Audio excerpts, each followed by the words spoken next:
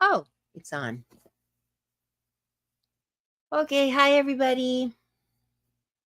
I need some lipstick. The lighting is horrific. We already know that the background is fake, so the background is beautiful. My trees, see my trees? But that's a fake background. And the lighting is weird because it's daytime and I've got natural light here, but I look really pasty. Maybe, is that really my color? Maybe I just didn't think I was that pasty. Goodness. And I've got the light on over there. The kind of a, let me see if I move it closer. Let me see if I can move it closer. Actually, I can't even see. One second. Let's see if it lights me up a little better. Do I look a little better? Am I really that color? Jeez, ugh. I need to get to the beach. All right. Oh, it's worse with the light there. Hang on. The lighting, that makes it even worse. Doesn't it? All right. Put on my 24-hour lipstick. Hello. I see two people in there. What I'm going to do today, I really want to plan a trip to Argentina, and you're all welcome to, of course, paying. You pay your flight and hotel and all that. But, if we get a group together, it would be cheaper. And the more people that go, the cheaper I could get the rates for the hotels and stuff. So I'll throw it out there. Anyone who's interested in a trip to Argentina, I'm going to probably go, hang on. I got to put this other stuff on. Maybe October or November the first time. I definitely want to go myself anyway, October, November. So anyone who's out there who's interested in going, I would mind you tagging along, and I could show you Argentina, and you could just come with me wherever I'm going. I'm not sure we would share hotel room. I mean, obviously, if you're a guy, I'm not sharing a hotel room. I understand we're just friends or whatever, but I'm not going to share a hotel with a guy. Maybe a gay guy. I mean, I don't know. We got to play by ear, because if a group goes, well, I'm not going to go alone with the guy. Period. If at least 2 or 3 people, I'd have to have more than. If it's one other woman, that's fine. But I mean, I'm sorry if I'm sounding whatever, but I have to have at least a woman or two, and then the guys can come too. The more the merrier.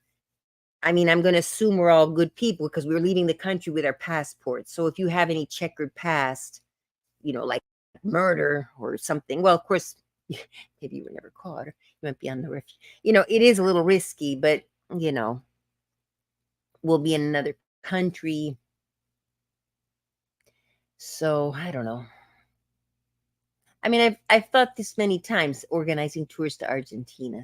So anyway, so what I'm going to do is look at some prices, and I'm just guessing off the top of my head right now that a plane ticket you could actually get from Miami to Buenos Aires, or some of the larger cities to Buenos Aires.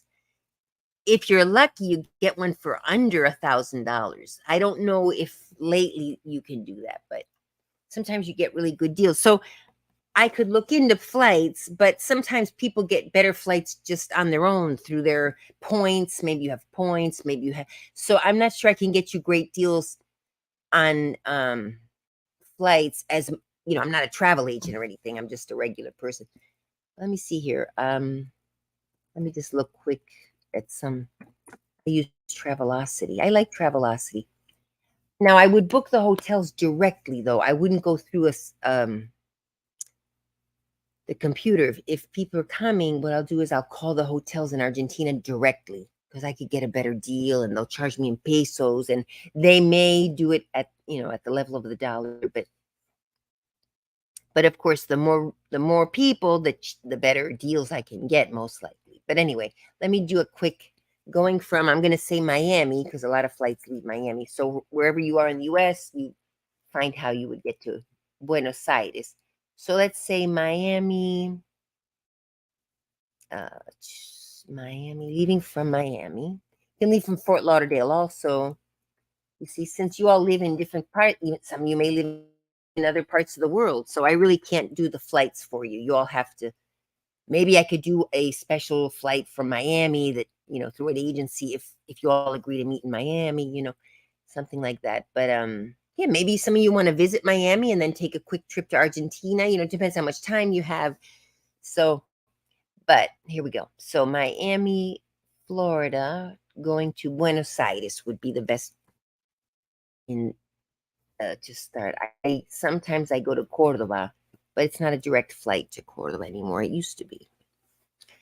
Let's say we would leave. When's Thanksgiving? Because I want to be home before Thanksgiving. So let's see. When is Thanksgiving? 2023 would be the 23rd. So Thanksgiving is the 23rd, a Thursday.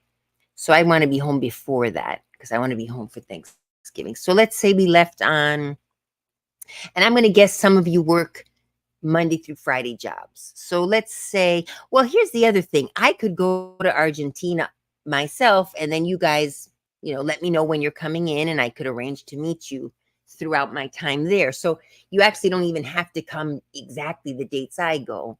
I might say, okay, I'm going to be in Argentina from X date to X date. And while I'm there, maybe I could give my itinerary. So then some of you might say, hey, I just found a great deal, and hop on a plane, and, I'm happy to meet you if you come to whatever city, or you go to Buenos Aires. You know what I mean? I mean, on the one hand, it would be nice that all our dates correlate and it's all convenient for everyone, but sometimes it's just not. And so that's why it's kind of, but anyway, my trip then, even so, I'm going to leave early November. Let's say I leave on a Friday because it's an overnight flight. So I would arrive Saturday morning. I would arrive on the 4th. And then I want to be home by the 23rd. I don't have much to do. Let me go for 2 weeks. So let me go. If I left on a Friday from here, I would have that first weekend. I have a second weekend because I'd arrive Saturday morning. I wouldn't really have that Friday, but that's okay. Buenos Aires Saturday morning. Yeah, I mean, that's a lot of days. For me, it's a lot of days. But all right, I would come back. I want to be back the 23rd, but I really don't want to stay down there so long.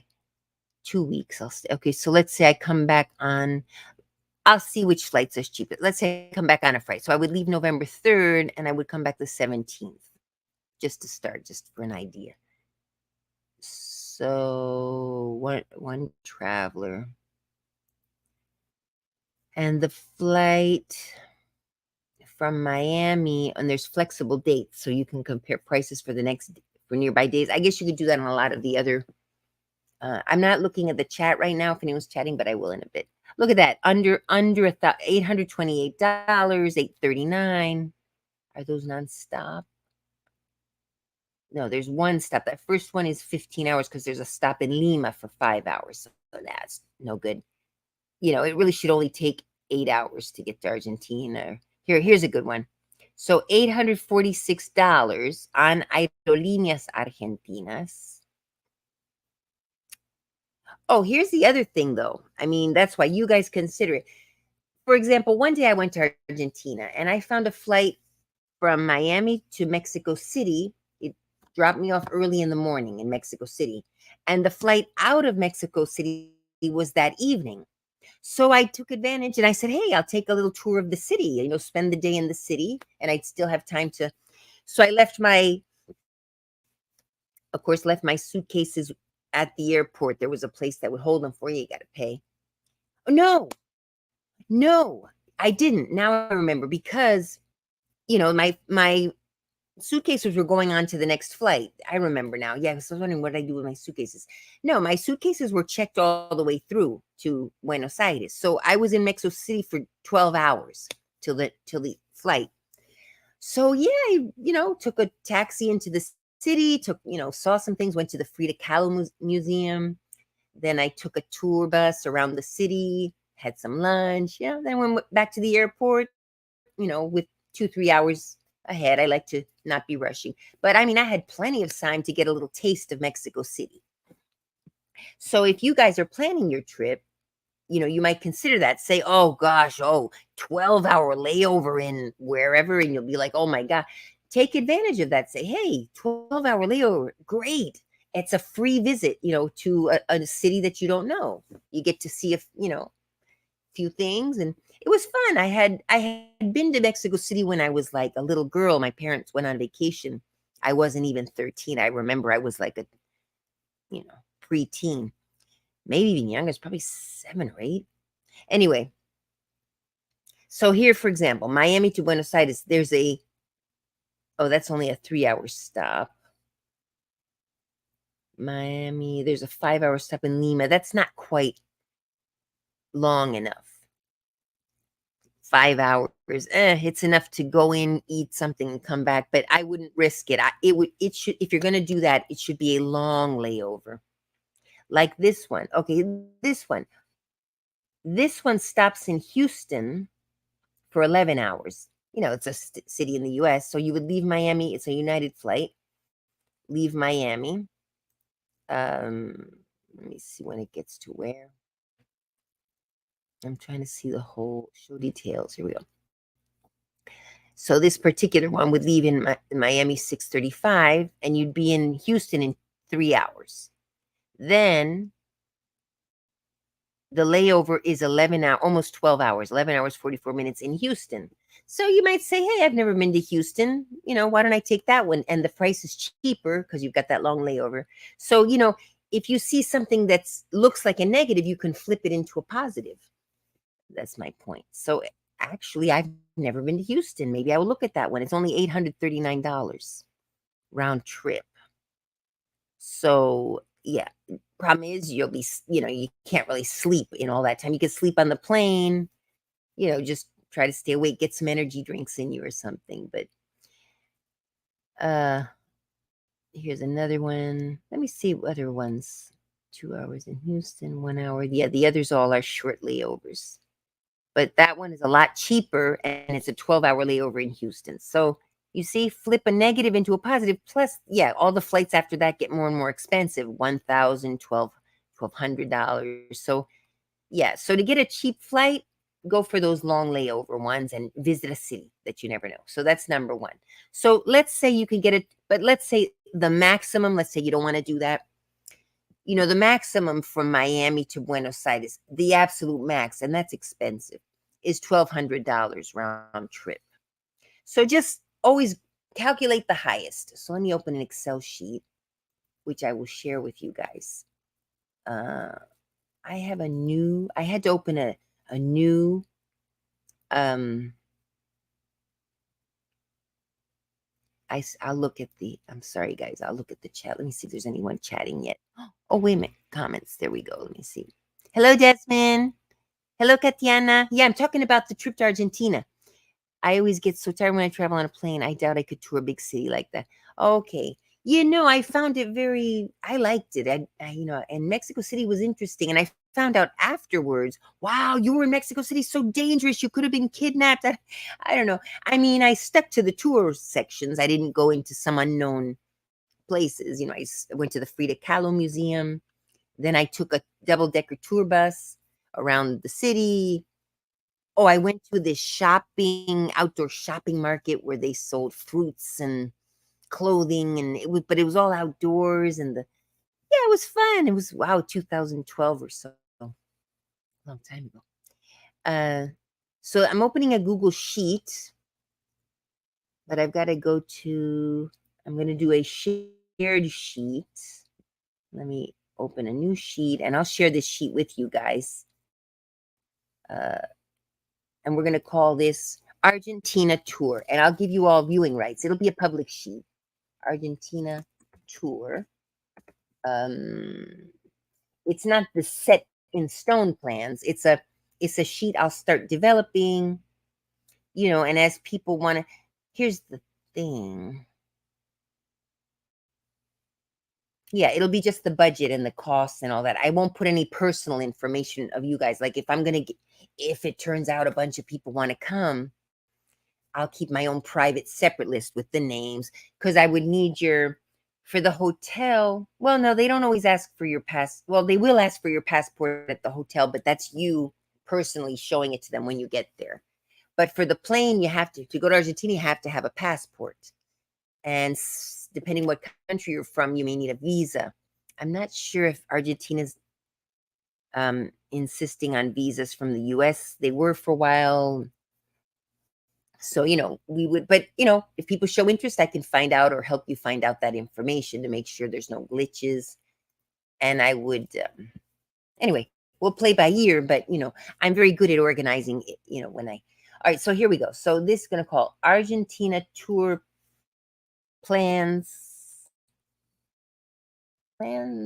ideas / ideas. We're going to, oops, what happened here? Argentina tour plans ideas. Now, if you don't know Excel, this you'll just have viewing rights, so I guess it doesn't matter. But you could copy this and this sheet and on your own Google Sheets. It's in Google Sheets. Anyway, I'm not teaching Excel. I'm going to do it on an Excel sheet. If you don't know Excel, I do have some Excel videos that you can learn from. So let's see. So what I'm going to do, plane, I'll do like a budget. So airfare, and it's going to be the max. Here, let me show you guys my screen. Hi, Poetic YY. I'm surprised you're not talking about the breaking news about the JFK. Oh my goodness, let me Google that. I haven't heard anything. JFK assassination breaking news. Oh, the internet, you cannot rest your mind. It's like, news about JFK. Secret Service agent who was with JFK raises new questions about the assassination. A former Secret Service agent who was with President John Kennedy. Hang on, it's opening. I'm reading the New York Post right now. Oh, here, let me share my screen. That's what I was going to do. Secret Service officer 80 came forward to the New York Times. Okay, let me share this. Share screen. JFK assassination breaking news. Share tab audio. Oh, look at that. I'm seeing the window, entire screen. What's going on? The Microsoft Edge tab. Okay. I'm learning StreamYard, but I'm starting to like StreamYard a lot. Actually, now that I know it better, it's better than Twitch, as it turns out. I'm on a paid plan. The cheapest plan where you can still multi-stream, off on my tangents as usual, is $20 a month. And automatically they throw in an extra member. So I have an extra free membership. Now it's just for a month. I only paid for 1 month for YardStream. StreamYard. I keep calling it YardStream. This happened to me before with my Wii video. I had upgraded, but it's no longer the case. Then it expired and I just downgraded again. And I got 2 or 3 extra memberships. I think, Poetic, you were one of the people who joined. And, I had already canceled it for at the end of the contract, but I didn't remember when it ended. I think you joined and like a day or 2 later it expired. So, and I had not renewed that higher plan. So, but anyway, so same thing happened again. I just upgraded to the $20 a month plan on StreamYard. And I have an extra. It's not really great for editing, though. It's good for, you can store up to 50 megabytes of footage.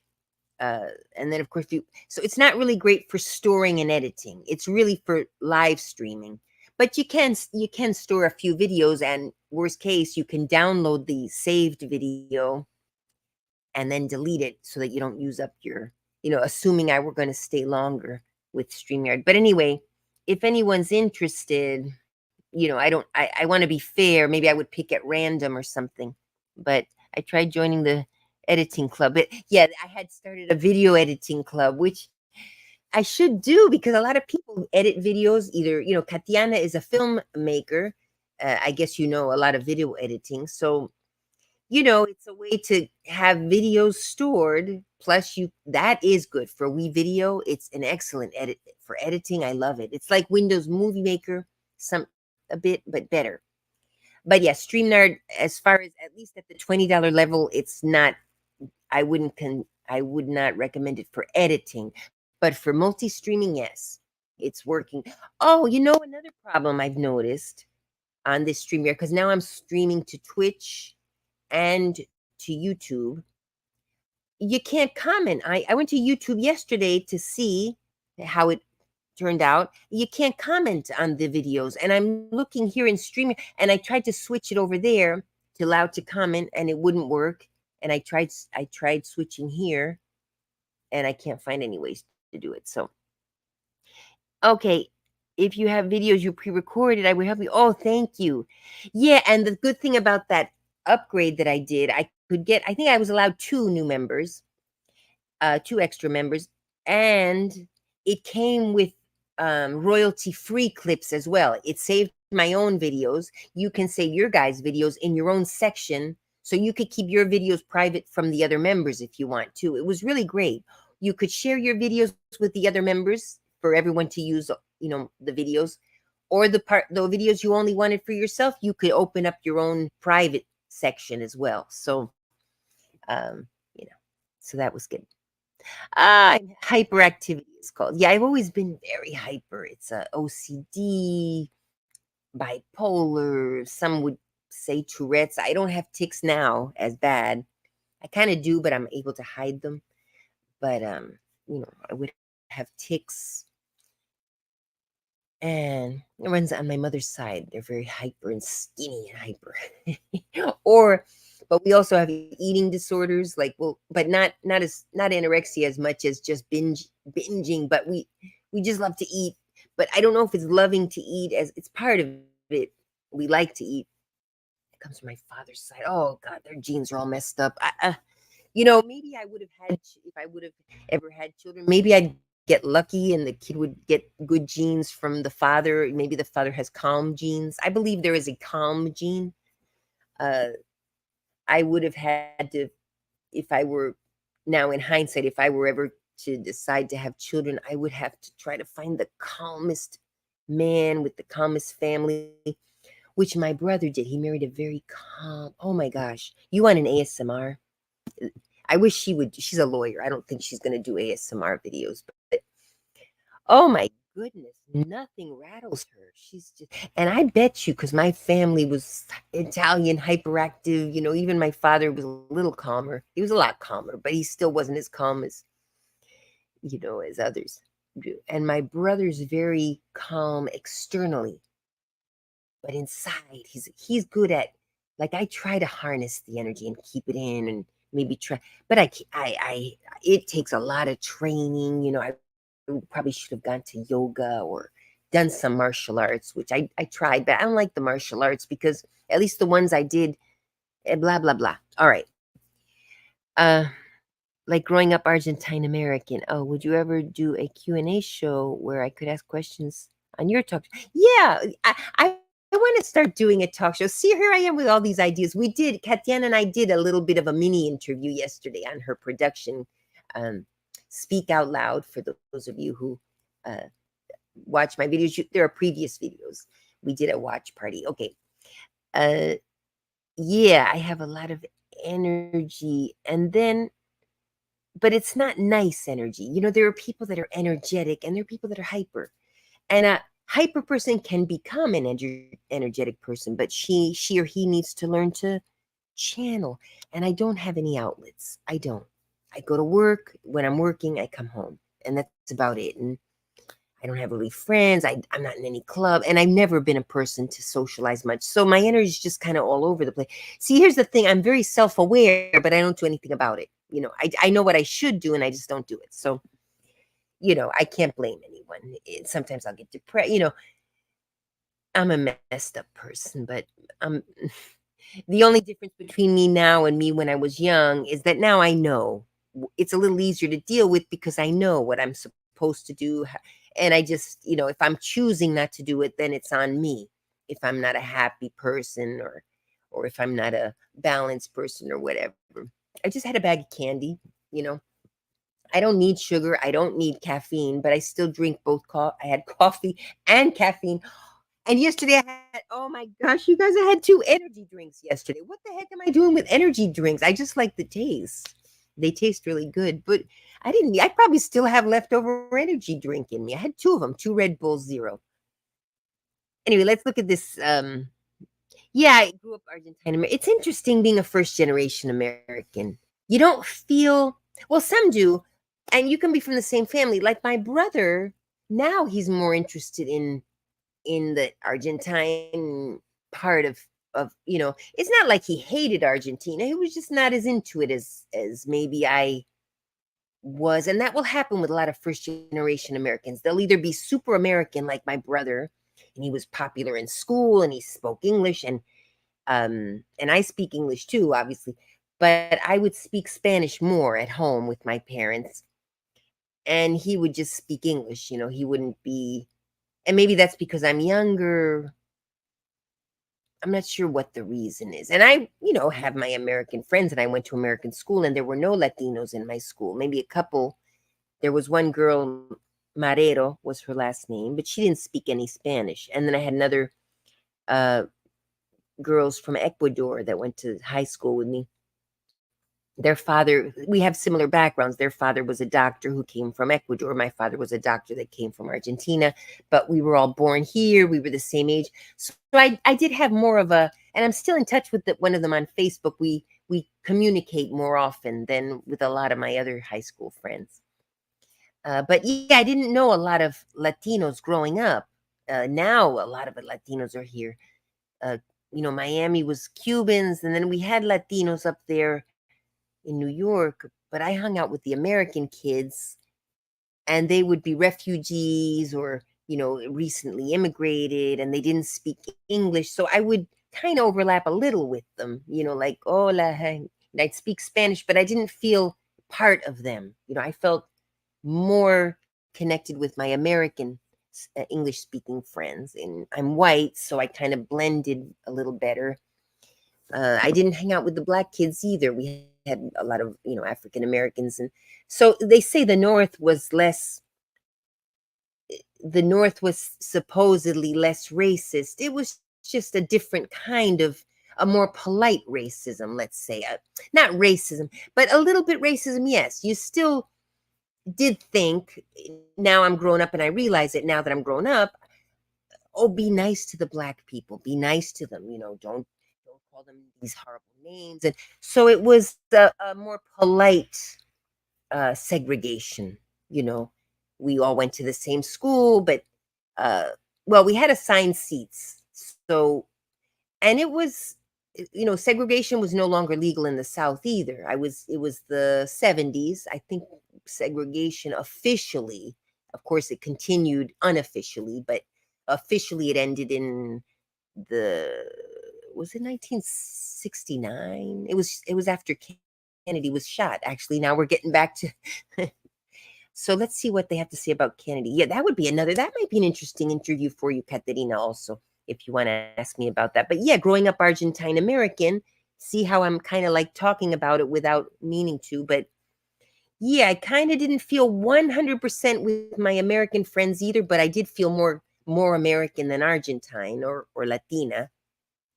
And I started feeling more Latina, really more Latina after college, when I took a trip to Argentina and lived there for a year, almost, actually, a year and a few months. I lived there with my cousins that I barely knew, but I kind of knew them. I had met them a few times when I was young, and then I hadn't seen them for many years. And we'd write an occasional letter. My mother was good at that. She was good at write to your grandmother, and she'd make us call her on her birthday, and we'd be like, because you know, all right, hi, hola, abuela, feliz cumpleaños, and she loved us, and she was always writing us letters. She knew my cousins better than she knew us, but we were always, we knew that even though we never wrote to her and we barely, and oh, mommy made us call her again, she would send us stuff that we couldn't get here at the time, which now we could. Oh, it was what? Oh, yeah, Kathleen, I'd love for you to interview me about growing up Argentine American, because I now realize it's maybe could be interesting. I didn't think it was, but now that you asked me, okay. The editing club, I have so many ideas, but that's my problem. I have a lot of energy. I have a lot of awesome ideas that I think are awesome, and I don't do them. So what I always tell, if any of you are new, if I sound off one of my excellent ideas, just do them. If you think it's a great idea, just do it. Take the idea and run with it, because I'm not going to do it. I just think they're great ideas. We video, you could start a video editing club. Maybe each person, pays. My idea was for each person to pay their portion. But if you're a good video editor like you, Tatiana, maybe you'll start your own. I mean, I'll do it, of course, if I do. If I do, I'll let you know. But maybe you'll go on WeVideo and you'll start the video editing club. And the way you can make money is say, okay, we have this plan, this many members can join, and you charge them. They don't deal with the bills. They pay you an X amount, you give them their account, and you run the thing. And yes, they are paying more than cost, because what you're giving them is maybe once a week editing lessons, or to consult with you if they have any problems, something like that. There's ways to make money on the internet, uh, but you have to have the drive, which I don't. I have the drive to think. I don't have the drive to act as much on these great business ideas that I have, and that you really don't have to invest much. If it doesn't work out, okay, you lose the cost of the whatever it costs, but it's not like thousands of dollars. It's what you pay for the year membership.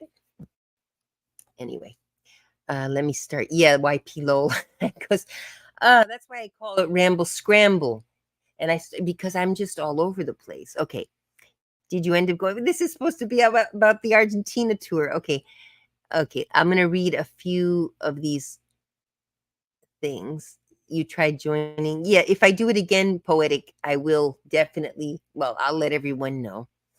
Did you go back to your job? Yes, I'm starting again.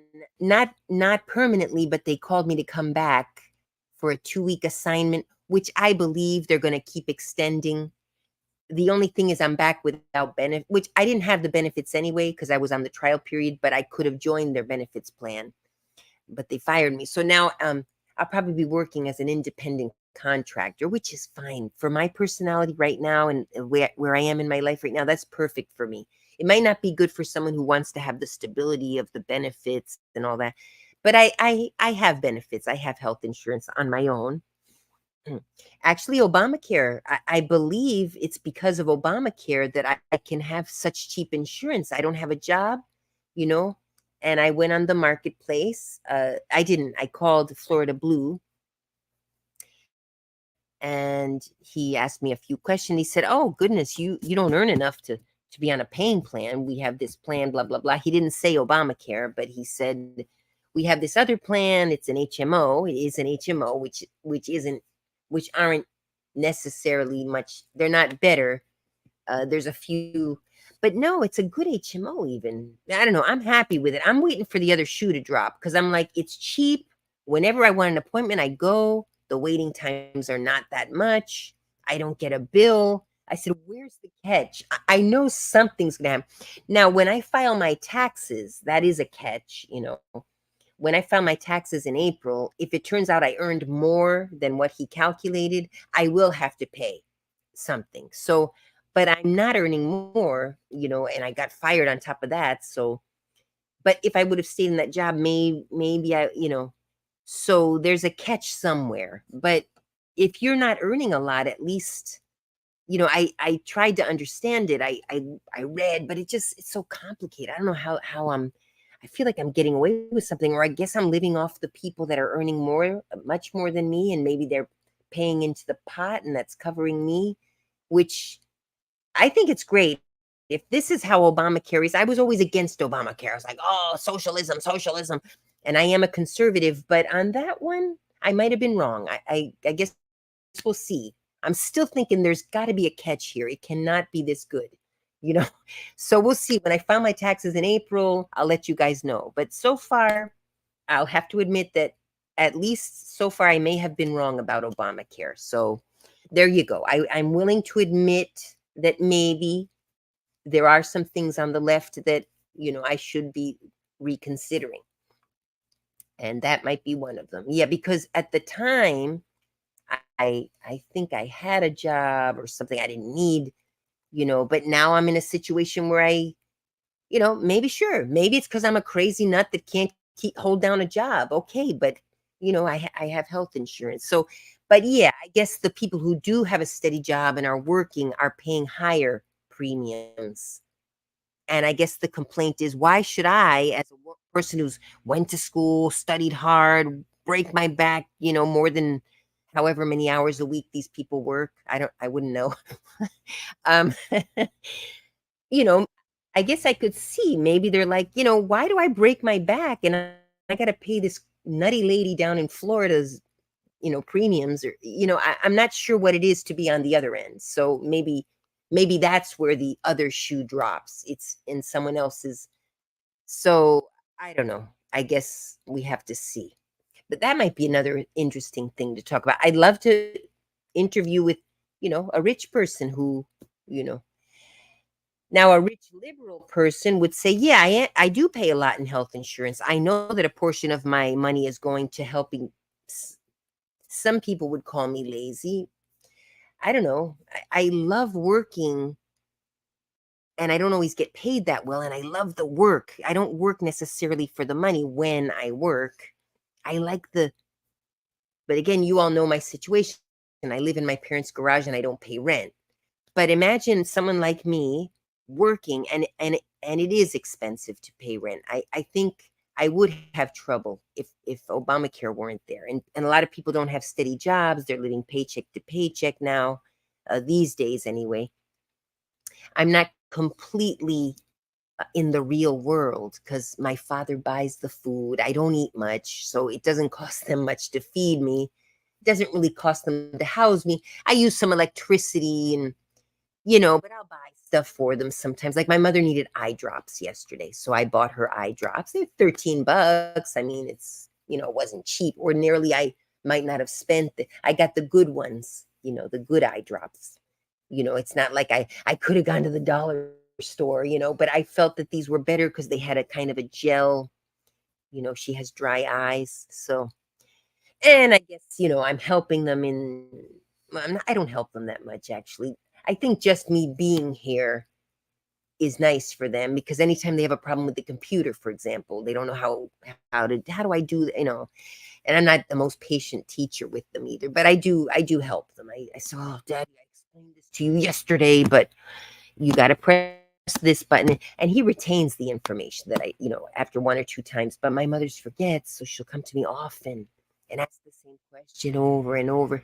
So just me being here, and I am more patient with my mother now that she's not, as well as she's not well. She completely forgets everything now. So, I am more patient with her and you know, just even the little dog, having a little dog is sort of,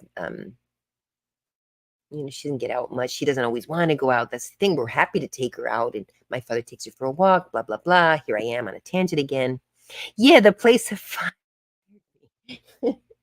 I think they had already. When they fired me, they told me, and I thought she was just trying to be nice so I wouldn't feel bad. She said, we have another position that we would like to consider you for if you're willing to be, for us to consider you. And I told her, yes, why not? No, that's how corporations are. Just always remember, if you ever do work for a big corporation, remember, you are just a commodity. Yes, some corporations have the employee benefits and they have employee parties. They'll have a Christmas party. And it's very easy to feel like everybody's your friend and we're family. They push that unity thing and it's nice. It's nice to work in a corporation like that. But remember, when there are budget cuts, or obviously if you do something wrong, when there are budget cuts, bye, we got to cut you. They might be a little, oh, sorry, we'll give you a day or two to, but ordinarily when they fire you, that's it. You've been at the company 20 years. you know, you walk in one day, please come into the conference room, and you're fired. And then it's immediately, if it's a big corporation, and I react fine to firing. I've been fired. Not that I'm proud of it, but I've been fired before. So it's not like, oh, but imagine you work at a corporation 30 years. Everything's great, but what they'll do is, oh, we're going to have to fire a couple of people. Why don't we fire so and so? He's been here 30 years. Maybe we can offer him a package. Usually, if you've been a place a long time, you maybe develop seniority and get some sign. But not always. If you're an at will employee for 30 years, it's called at will employee, meaning either of you can end the relationship at any time, no questions, no obligations to each other. That's how it is. I mean, you walk in the 80s, or was it the 90s when we had that downturn in the economy? I think it was the 90s. Again, I was in Argentina. I didn't feel that the it was after 9/11. Was it 9/11? Yeah, I didn't really feel it because I shortly after moved to Argentina. Well, no, the first year I remember after 9/11 was, oh my gosh, it went from one day everything was great, the economy was awesome, boom, the towers fell, everything was expensive. You know, uh, I think I was temping at the time, so suddenly I couldn't find temp work. Where it was like before that, you want a job on Monday, you'd be working on Tuesday through a temp agency. But after 9/11, suddenly there were no jobs. Everybody was cutting costs because I guess they didn't know what was going to happen. The economy went crazy because nobody knew anything. The stock market, nobody, everything plummeted, boom. So, that's the problem with not having a steady job with signed contracts and stuff. And it depends what state you live in. I was in Florida, which is like not a great state for uh it's a right to work state, they call it. So here I am off on these tangents. But anyway, yeah, they asked me to come back. They yeah, no, I think they had it in their plans. Look, she's not right for this job. And I'll admit there were a few things I think with time I would have gotten better, but I guess I don't know. I really don't know what the final explanation was, but it wasn't that I was a bad employee, obviously, because they want me to come back. And what they're asking me to come back to do is not much different than what I was already doing, except I think they're not going to have me do collections, which is what I was bad at. Collections, people who didn't pay the rent, I had to get after them. I'm not good at that. I think that's about it. They'll have me do some data entry, I'll pay bills. That's what I was doing before, account payable. So we'll see. So they say it's for 2 weeks, but I bet you they're gonna like maybe I won't be working full time. Maybe they'll have me come in 2 weeks a month or something, or they'll ask me to. But I like having the vendor. I'm like a vendor. I'm like if you call a plumber to come to your house, fix, and you're gone. That's what I would be to them now. Not a plumber though, a secretary. They would hire me. Okay, we need you to do this project. Bye. Thank you. I'd bill them, they'll pay me, like having my own business. I kind of like that right now. And if I could, somehow accidentally this happened, but if I could end up doing that with maybe two other clients, that's fine. I'd be like my own temp agency. So, and then etc. But all right, let's read about let's read about JFK. Uh I don't know if I can get into the New York Times. New name emerges. Let me just read this ABC article. Okay, NPR, I trust them. White House delays the release. Okay, are you guys seeing everything okay? Okay, yeah, it looks like you're seeing it. Where am I? JFK. White House delays the release of secret JFK assassination records.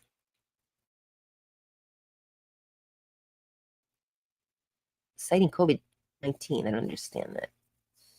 The White House has announced that a trove of remaining records concerning the assassination of former President John F. Kennedy will not be released as planned. Come on with this COVID bull crap. No, this is making me mad. This bull, I'm so sick of this COVID bull crap. It's enough. I'm not wearing a mask. I'm not getting vaccinated, and y'all can stick it up your rear end. Fine. Why'd you make me read that? So, okay, so we don't know anything. What else do we know about it, Poetic YY? I guess I'll read it. I just have to calm down and read it. Let me read one that doesn't. All right. Argentina tour. To you newcomers, we went off on a tangent. Here we go. What are you guys seeing right now? Oh, I'm back. All right. Let me go here. Let me look for another. JFK assassination breaking news.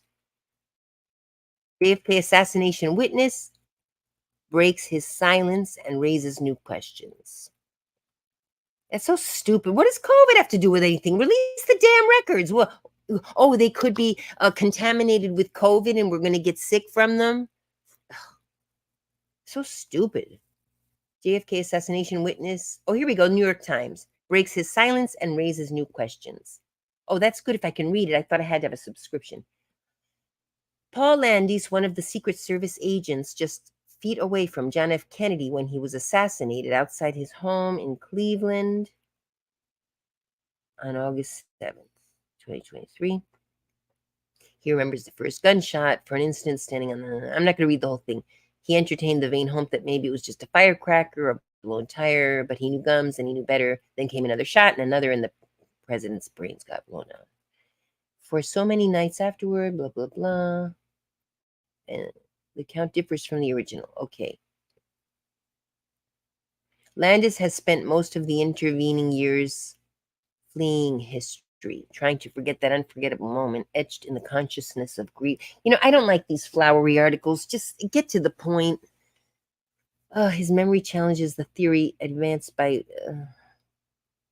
until finally, after the nightmares had passed at last, he could think about it again. He could read about it, and he realized that what he read was not quite right, not as he remembered it. As it turns out, if his collections are correct, the much-discussed magic bullet may not have been so magic after all. His memory changes, including the forthcoming memoir. It's just too long. It's too long. I need something shorter. Let me see here. Buffalo raises new questions. Is this one short?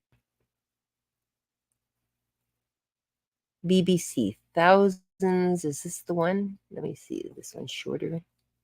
No, that's from last year. So that can't be right. That was from 2021. But look, they've got articles from other years. New documents released, new documents released. This is more new documents released. They got one in 2021, 2022. New name emerges in JFK. Okay, maybe that'll be the new stuff. That's from July 18th, 2023. How is it breaking news? I mean, a judge upheld an order by President Joe Biden keeping thousands of documents from the John F. Kennedy investigation under wraps. Joe doesn't want to release them. So are we waiting for them to be released? Late last month, Biden issued a final order certifying documents from the JFK investigation to be released. But the New York Times reports for the remain either partially or fully withheld from the private eye. 4,684 files remain partially or fully withheld from the public eye. No, but I got to find the most recent article. That one's from July 18th. Anything in the chat? Oh, let's see. I'll read that. Oh. You're so right about the... come on. I mean, COVID exists. I'm not saying it's all a hoax, but what they're doing is a hoax. They're trying to get us all covered up. Children are smuggled over the border. They are. I can't prove it, but I know they are. And with a mask, and you bribe one of the guards, they'll just hide the kid behind the mask, and then the guard will pretend to look, and he knows it's a smuggled... No, enough. And with the Saudis about to rule the world, I'm not going to get into that whole hijab thing. It's like it's too close to... Anyway, JFK assassination witness breaks silence. 1963, Kennedy was killed. So was it 69? Let me see when they passed the civil rights. For an instant, now the other memory challenge. So he sees the account as different than what happened. As with all things related, silent for 60 years. I don't know why he would do that. Here he was, a first-hand witness. He wants to tell and saw what he did. There's no goal at this point. He said in the interview, the final witness which will be published on October 10th, is the book he's doing. I just think it had been long enough that I need to tell my story. What it comes down to is copper-jacketed 6.5 mm projectile. The Warren Commission decided one of the bullets fired that day struck the president from behind, exited from the front of his throat, and continued to hit on Connolly. Somehow managed to enter his back, chest, wrist, and thigh. It seemed incredible that a single bullet could do all that, so Skip just called it the magic bullet story. Yeah, and here's the thing. I remember that guy died, Connolly, and they wanted to do autopsy to take the bullet out or something, and the family wouldn't let them. There was nobody there to secure the scene. I was just afraid that it was a piece of evidence that I realized right away very important. I didn't want it to disappear or get lost. Okay, so when he spotted the bullet after the motorcade arrived at the hospital, he said he grabbed it to thwart souvenir hunters. Then he said he entered the hospital and placed it next to Kennedy on the president's stretcher, assuming it would somehow help the doctors figure out what happened.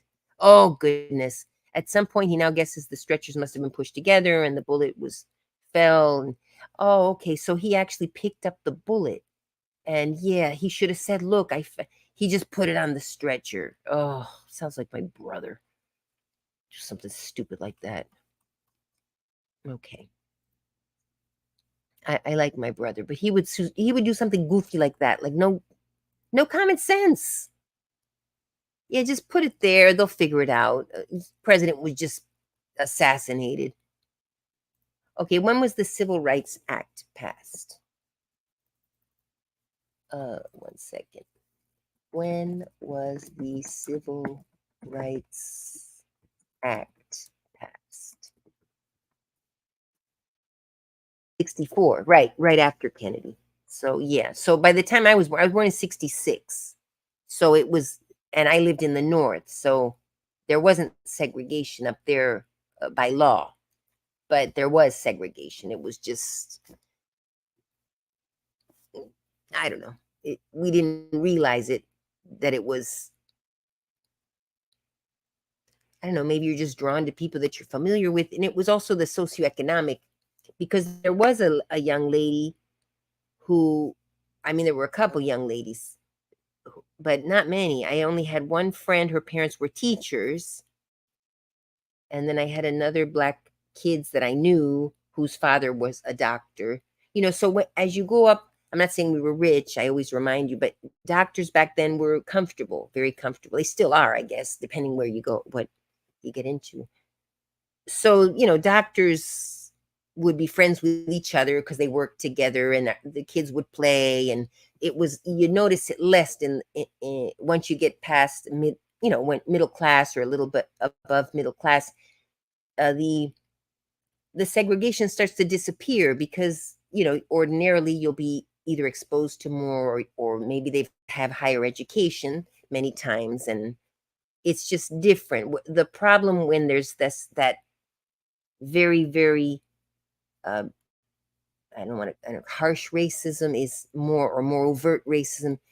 You'll find it, and there's still racism even up until the billionaires. I'm sure even Michael Jordan, who's a billionaire, sure, I'm sure he doesn't have too much trouble getting through life now, but there are probably still people inside their heads thinking, oh, well, he's Black, but this and that and the other. But you don't notice it anymore up there. Who cares? You don't like me? Go to heck. I've got billions of dollars. And 1 second, that's my dad.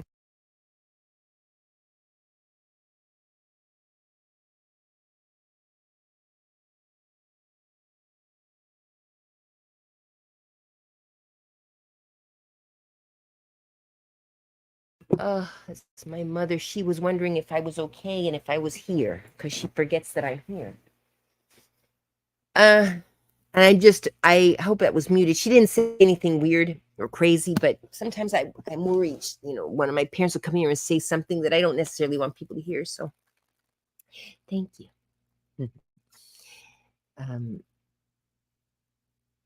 What was I gonna say? So yeah, and then we did have the Latino kids would hang out, and they only spoke Spanish. Then they had the Black kids who only hung out, and they were a little rougher. They were from the projects, and we were scared of them a little bit, and sometimes they would bully, not physically. I never, well, I did get hit once just for no reason, but kids will be kids, and I was like in third grade. It wasn't, but and one kid threatened me to go walk with my brother, because it was my neighborhood, and the projects were a few blocks further from the school, so they had to walk through my neighborhood to get to school, and I would walk to school too. So we would walk in our groups. I would walk with my white friends, and they would walk all together, and sometimes there would be a little interaction, not anything violent or anything, or sometimes, I guess it's hard because we had our, decent little homes. I don't know what it was like in the projects. I had seen it from the outside. They looked okay. I mean, I don't know what they were like inside, but obviously kids who are going without, they would have the public, you see them in school, they would have the tickets where they get punched for the free lunch, I guess. And I, didn't understand. And I would be jealous of them. I said, they're so lucky. I go home and tell my mom, these kids at school, they have this blue card and they get it punched like with a hole puncher. And I was so jealous of them. I said, they're so lucky. It's not fair. And I go home, and my mother said, oh no, those are special tickets that the kids use. And, it's, children don't realize what I thought was cool. Turns out maybe they thought it was cool that we paid with money. I don't know, because we didn't interact. That's the thing.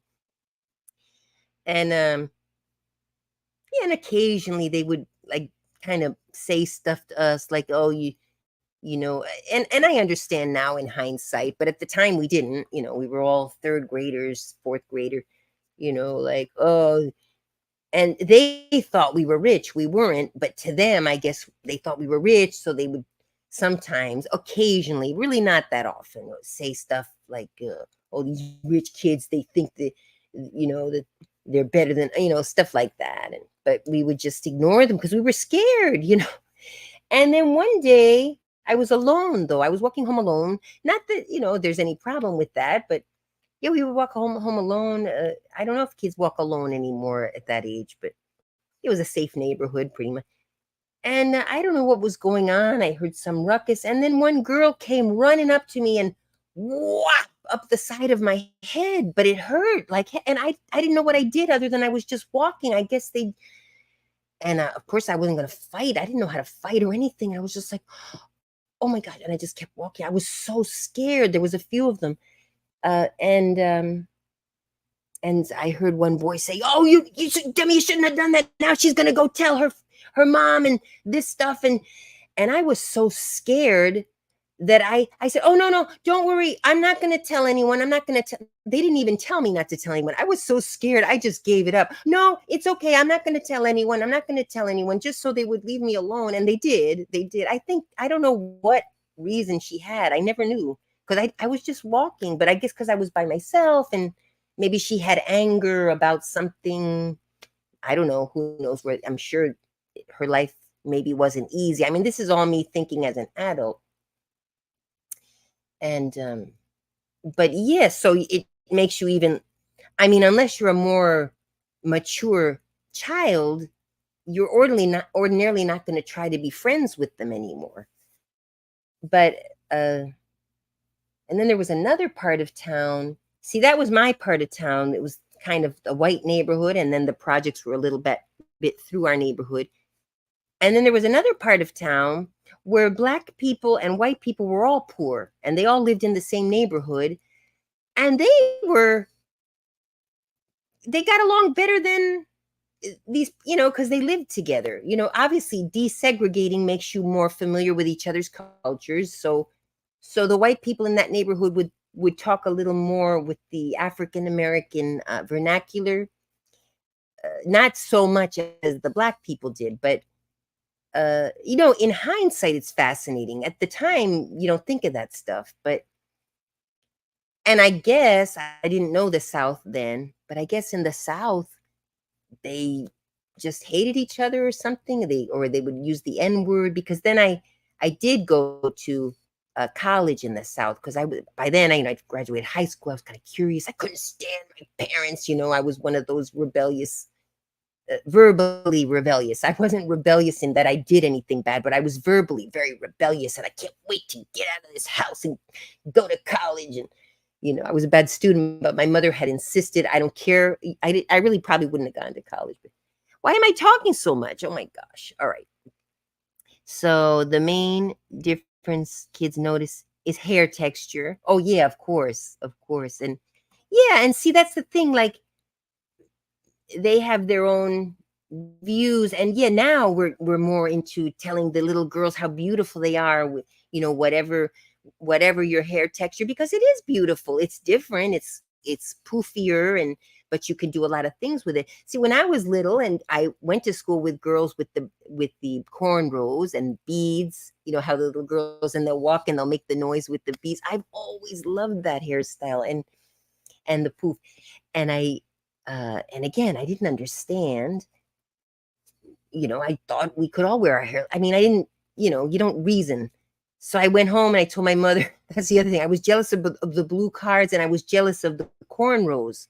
I said, Mommy, this girl at school, because I remember seeing a little girl at recess playing with her friends, and she had just had her hair all done with the beads, little braids with all the beads. So when she ran, the beads, and I thought it was the coolest thing. Oh, and I remember just feeling like not not envy, yeah, a little bit of envy, because I wanted to do it too, but I figured, oh, I'm going to tell my mom to do my hair like that.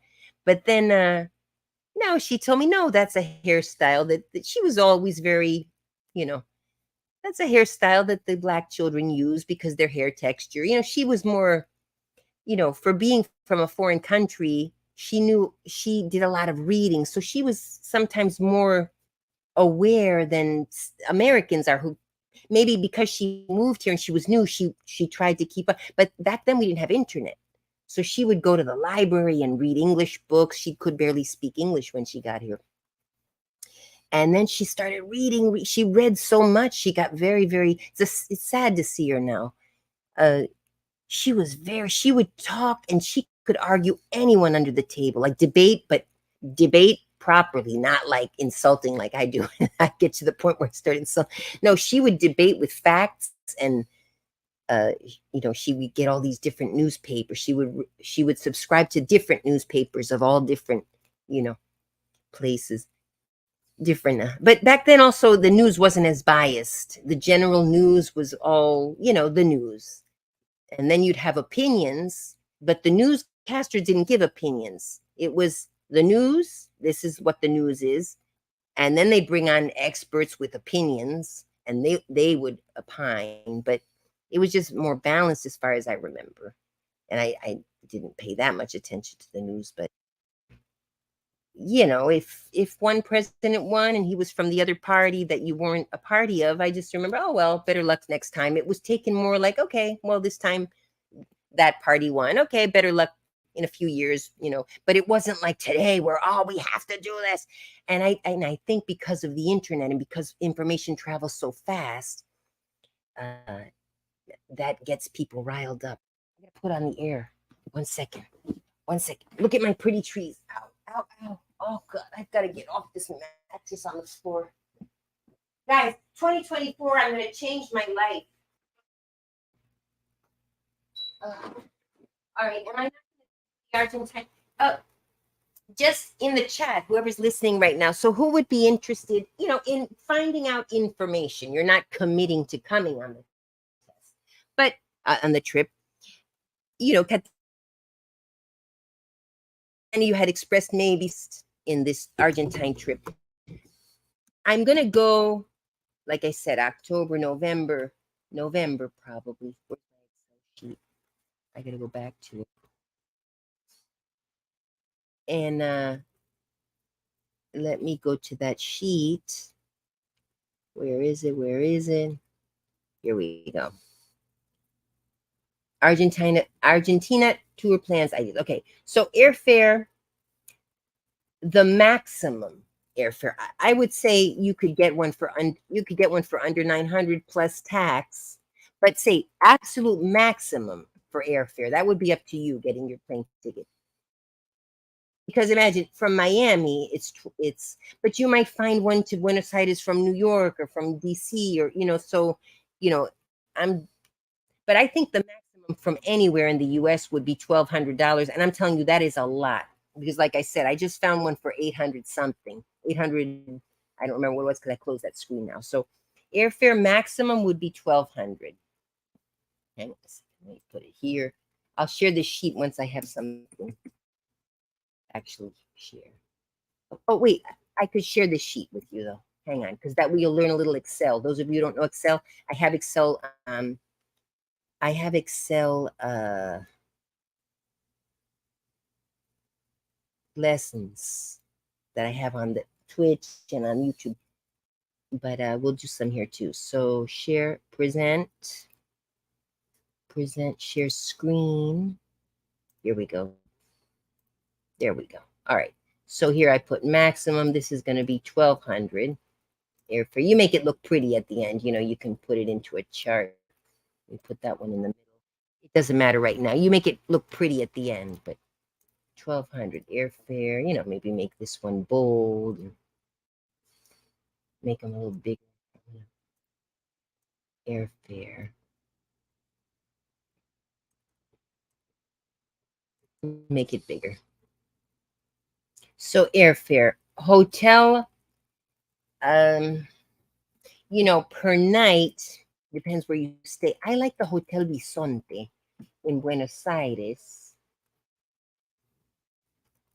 I really like that hotel. It's not fancy, but it's okay. The location is excellent.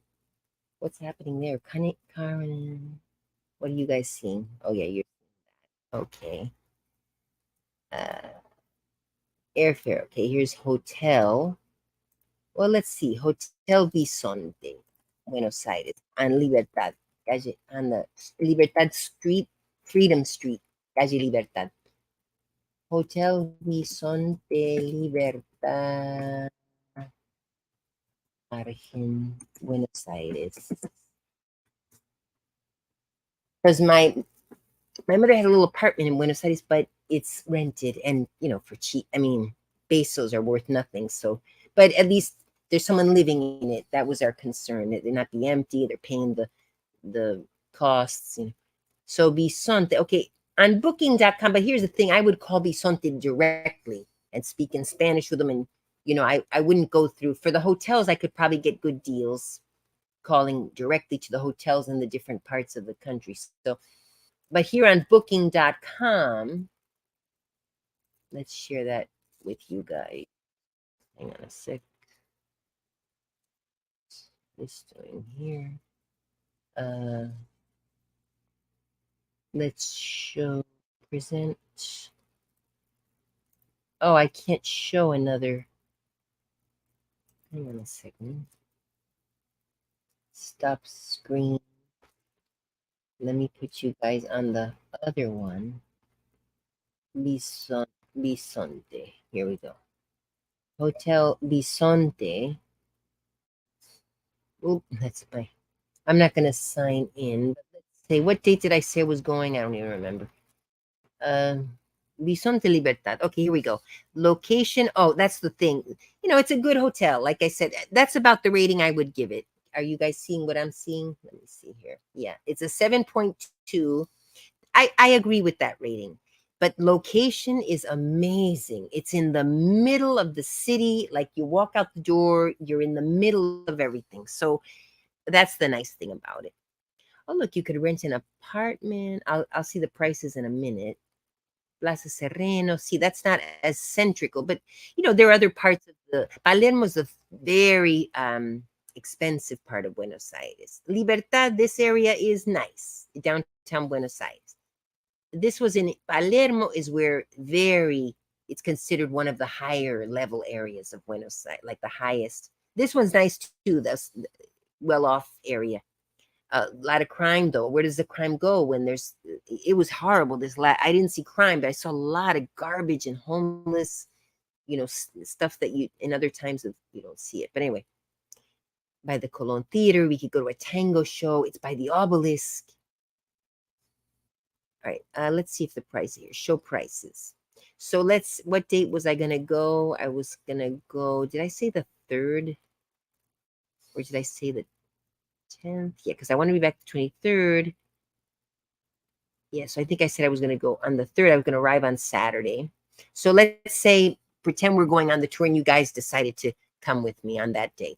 So if it's a 2-week trip, I mean, we would be coming back home through Buenos Aires, so we don't have to stay in Buenos Aires too long in the beginning. So we arrive on a Saturday morning. Let's stay that night. We could go to a tango show, for example, and do a little sightseeing, go to a tango show, go home, dinner. Yeah, Sunday, let's do something too. Oops. Let's do 2 nights in Buenos Aires to start out. So hang on a second. Where was I? So November, let's say Monday, we would leave for the south of Argentina. And November, it's warm. It's springtime. It's it's mid to late spring.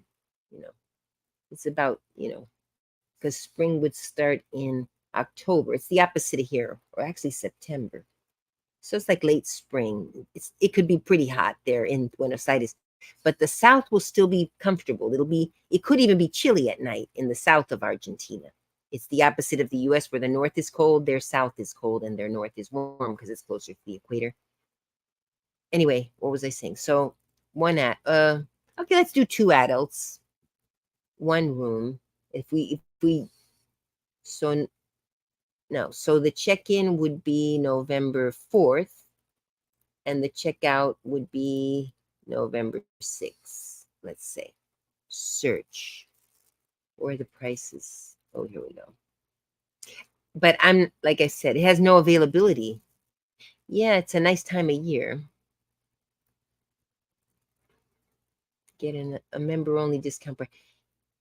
But again, it says no availability, but if I call them, I would call them and see. So, but let's try another date then. Let's try, oh, wait a minute. The dates are wrong. Hang on a second. We're arriving the 4th. Buenos Aires, the 4th to the 6th. No. What is that happening?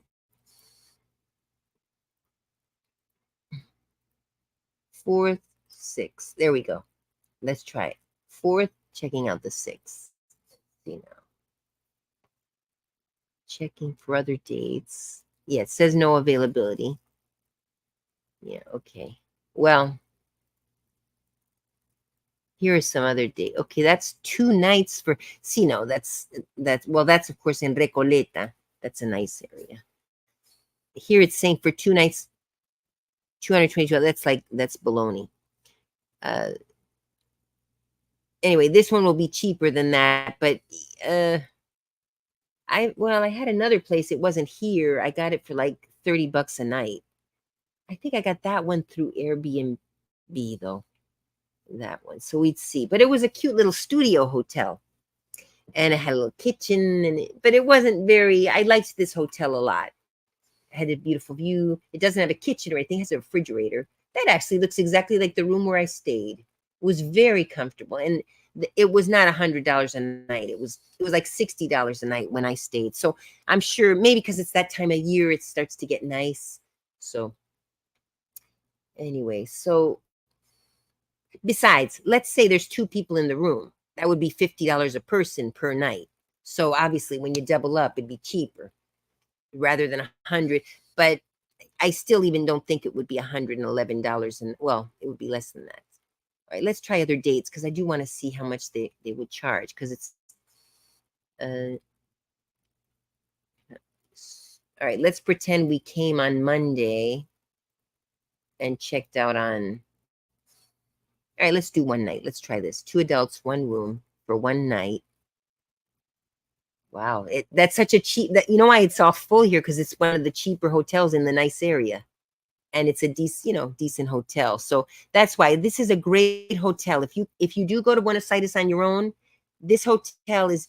That's why there's no availability. See, I'm guessing because the price is decent, but you can imagine here. This is $94 a night, for example. this is a nice area too, Recoleta, and it's got if you go with a friend, split that in half. It's $45 a night. That's a Motel 6 in the United States, and it's a really nice hotel there. So even so, it adds up. So, all right. So let's say I'm pretty sure I can get a hotel double occupancy, $50 per person. That's going to be my goal, and I'm hoping it would be this one. But let's say so. Hotel double occupancy. Otherwise, $100 a night. But nah, it would be cheaper than that. 60 if you're alone. I remember I was alone. I paid about $60, but I think it's because it was cold. It wasn't the greatest time of year. It was raining a lot. Maybe that was why. Hotel, 2 people.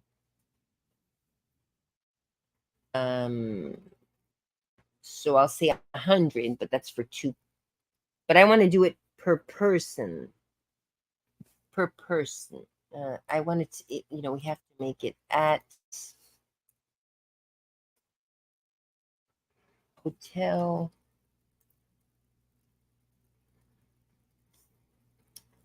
per person, $50. Double occupancy. Just so that it's clear, you have to have a roommate for it to be $50.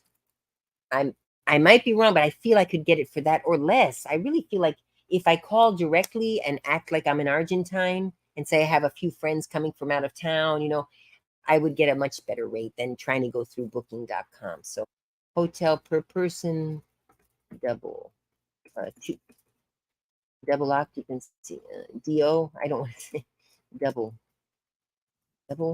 Well, you guys understand.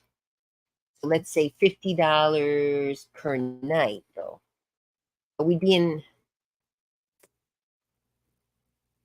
50 per night. Here, I got to do a separate total. Here we go. Total. Because it's 50 per person. Okay, so that one's going to be this. Where's the...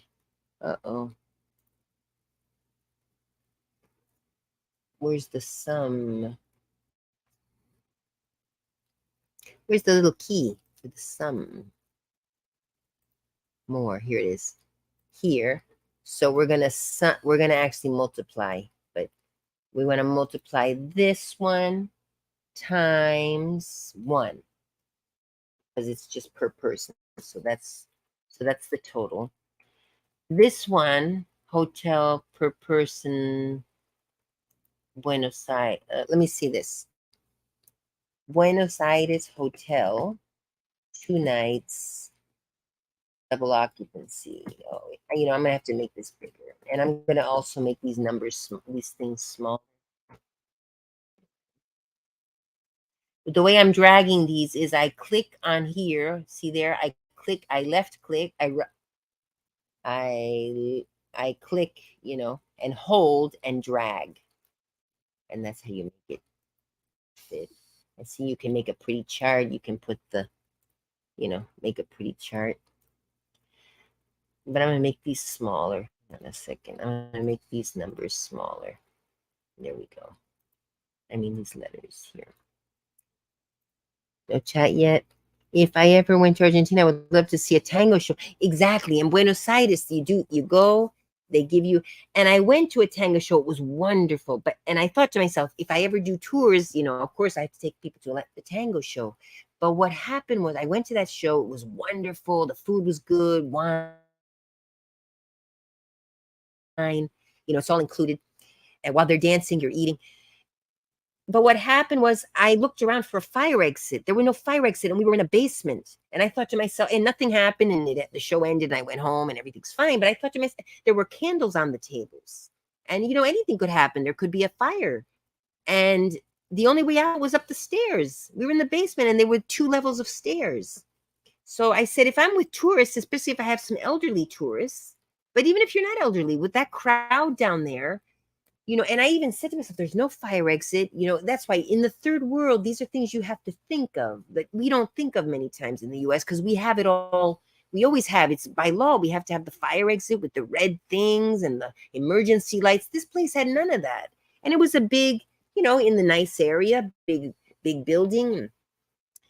So I said, yeah, it's a great show. Dinner was good, everything, but I'm not bringing tourists here because, if something happens, I don't want to be, aside from being sad, of course, that even though I don't know the people, I don't want people to die, but the liability, and I'm not that's why a part of me is like, I wonder if I should organize tours or if I just should make it, look, I'm going here, you guys, it has to be unofficial because otherwise, if I were to do it as a business officially, I would insist, first of all, that they get the travel insurance, even if they have health insurance from home. Well, if they have coverage from home, but I think I would just insist because I would have to go through everybody's policies. I would just insist, look, you got to pay the travel insurance, period. I would include that in the package that I offer because if they're overinsured, so be it. It's not that expensive. I would somehow work it in, maybe, at cost or whatever. But all right. So that's why, see, I start to think and I start to think of everything I have to do, and it just gets too overwhelming. Someone else would just wing it. Like, all right, let's start the tours to Argentina and fix it as they go. But I start to think too much. And then I'm like, oh, what if this happens? What if that happens? You know, I want everyone to have a phone because if you're in, maybe decide to go off on your own and you get lost or you're, something that you have a way to contact me. Because I don't trust Argentines. I guess that's my other concern. I would not encourage anyone to trust an Argentine as far as you could throw them. Even the kindest, nicest Argentines can't help but be corrupt because the society is so corrupt. The mentality is so corrupt that even if you're a decent, good person, when I go down there, I'm not the same person. I'm suspicious of everyone. When they charge me, I make sure to count my change, and taxi drivers will, you know, overcharge you. They'll I don't know. Uber can't overcharge. They have Uber in Argentina in some of the cities. That's the good thing about Uber. They can't overcharge you because it's Uber. You can put in you want, but so that's one good thing. If you have the Uber app, it works down there just like here. And but yeah, the taxis. I mean, if you have dollars, a taxi cab driver will, you know, if you're giving him $1 or $2 bills, they won't care. It's cheap for you, so they'll overcharge, knowing that because you're an American, you have dollars, it's still going to be cheap for you. But still, they should not be overcharging. They got to fix the economy, not keep raising prices or fake raising prices.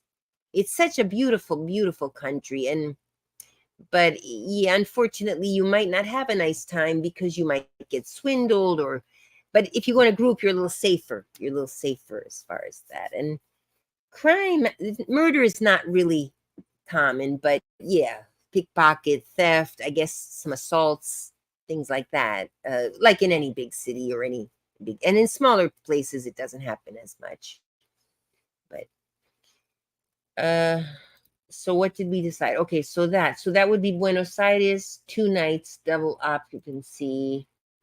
So per person, we're going to say, and just know if you wanted your own room to yourself, make that 100. So let me make this into so this one would be functions, average count. I just do sum, even though I end up making it a multiplication. So it would be the value of this one times 2 nights. Two nights. So that's $100 for 2 nights, including tax and everything. Maybe I better make it 60 just to be safe. I want to overestimate. So that's 2 nights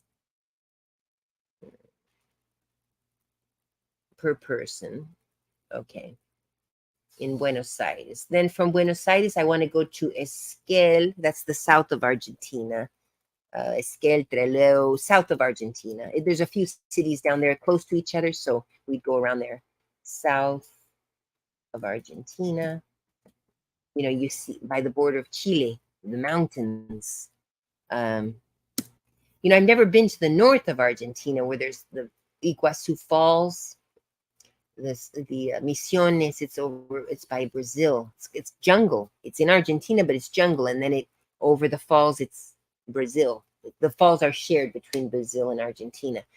bigger than the Niagara Falls in the jungle. I've never been there. They have poisonous snakes though, I've heard. So of course you're going to be in the tourist area. One of the Rockefellers went touring down there on his own, like camping out in the jungle, and he never came back. And they think he might have gotten eaten up by cannibals. One of the Rockefellers. Rockefeller, let me look that up. Rockefeller travel, Amazon. It was in the Amazon. I think it was in Brazil. Amazon death. Let me see here. Rockefeller was killed by villagers. The Rockefellers are a very, very wealthy family in the U.S. Old money. So it says here, unraveling the disappearance of Michael Rockefeller. When was this? So let's see what it says here. It was this one. This article is from 2014, but it's an old story. We've known that since I was a little girl. It was big news back in 1991 when Michael vanished off the coast of New Guinea. Wait a minute. Where's New Guinea? That's not. Why did I? Where? Then maybe it was someone else who got eaten.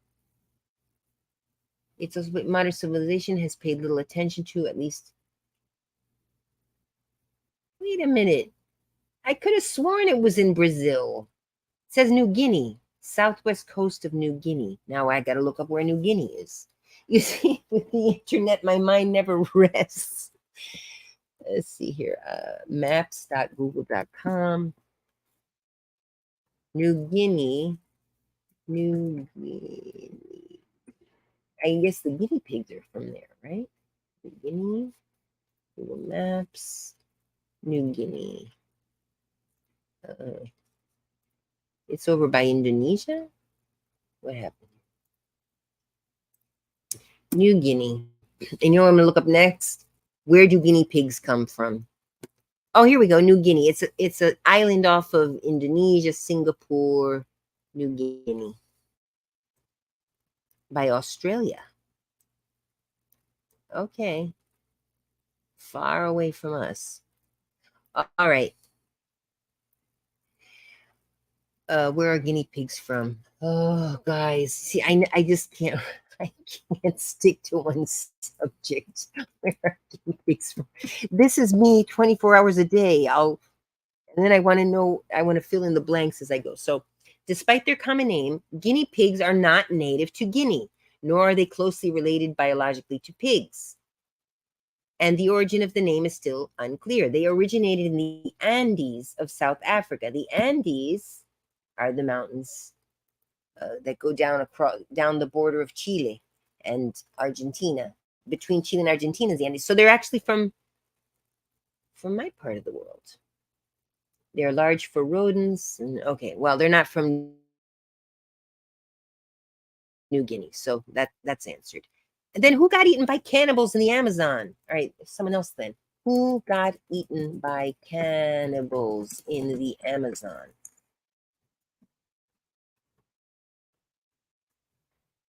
Who got eaten by cannibals? See, here it says Michael Rockefeller. It was originally reported that Rockefeller either... See, why is he coming up? All right, let me read this. This is Wikipedia. Let's see what it says. Wikipedia is just... I'll look somewhere else too, because Wikipedia is... what do you call it? A wiki, where people write. So, but it's usually based on... Okay, so he died in 1961. He was a member of the Rockefeller family. He was the son of New York governor and former Vice President Nelson Rockefeller, grandson of John Rockefeller, blah, blah. Yeah, that big prominent family. Rockefeller disappeared during an expedition in the Asmat region of southwestern Netherlands, New Guinea, which is now part of the Indonesian province of South Papua. He published a book. Carl Hoffman published a book. It went into detail about the inquest. Okay, I could have sworn he died in the Amazon, but let me see. So, disappearance. On November 17th, 1961, Rockefeller and Dutch anthropologist Rene Wassing were in a 40-foot dugout canoe about 3 nautical miles from shore when their double pontoon boat was swamped and overturned. Their 2 local guides swam for help, but it was slow in coming. After drifting for some time, early on November 19th, Rockefeller said to Wassing, I think I can make it. He swam for shore. The boat was estimated 22 kilometers, 14 miles from shore, and he thought he could make it. But I guess he had no choice after a few days, November, 2 days they were there. From the shore, when he made the attempt to swim to safety. All right, but they were in the boat. They were in the boat. Why didn't they just kind of paddle to shore? Both of them together. Okay. Supporting the theory that he died from exposure, exhaustion, or drowning. That's one theory.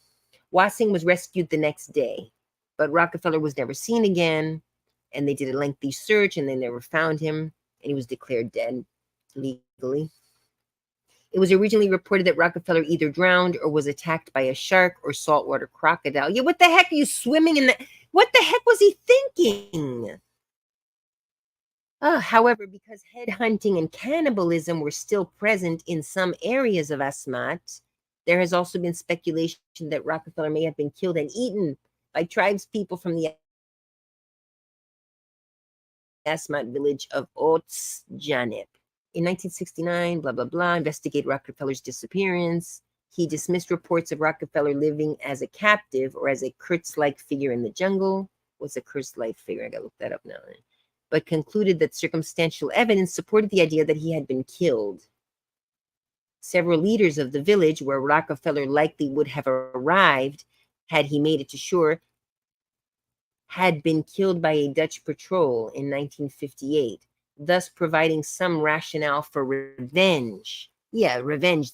The white man is the bad guy. And they were. So this was sort of, even though he had nothing to do with it, he was white. Oh, we don't like white people. They come here and they kill us. I understand that. What do they know? They're not like, they're only educated in their own little area. They don't know about world things. So, all right. So, against someone from the white tribe. See, several leaders of the village where Rockefeller likely would have arrived had he made it to shore had been killed by a Dutch patrol in 1958, thus providing some rationale for revenge by the tribe against someone from the white tribe, because to them we're all the same. So racism, not reverse racism, that's racism.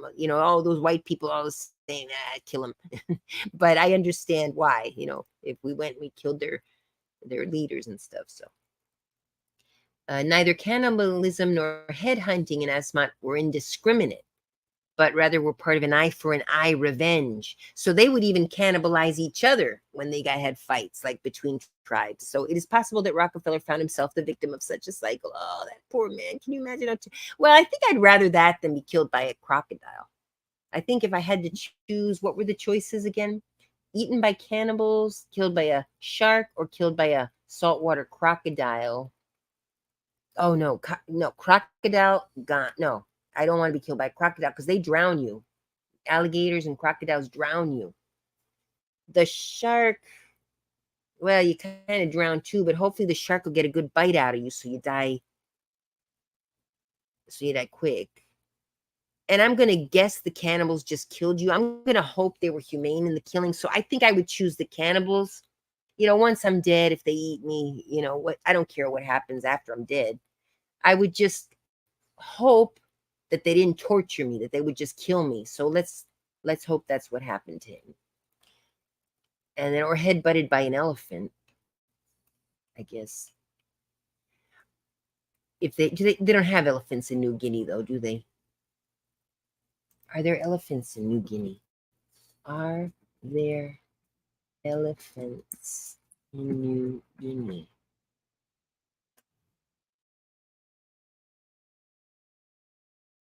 List of mammals in Papua New Guinea. This is a list of mammal species in Papua New Guinea. Let's see.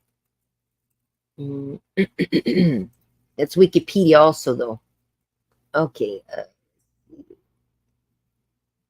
They have manatees. Really? They have manatees over there, too? They have some rodents, different kinds of rodents, which it's a long list of rodents. Bats, long list of bats. Wow, look at all those bats. Whales, Oh, well, yeah, it's the salt water, so it would make sense. I guess they travel, these dolphins, porpoises, it's an island in the Pacific. I don't think there are any elephants over there, so that choice is out. Bandicoots. What are those things? Oh, look at that. Oh, I got to share this page with you guys. Hang on. Where are we? You think, is it logical? It's just like but you see how everything relates to everything?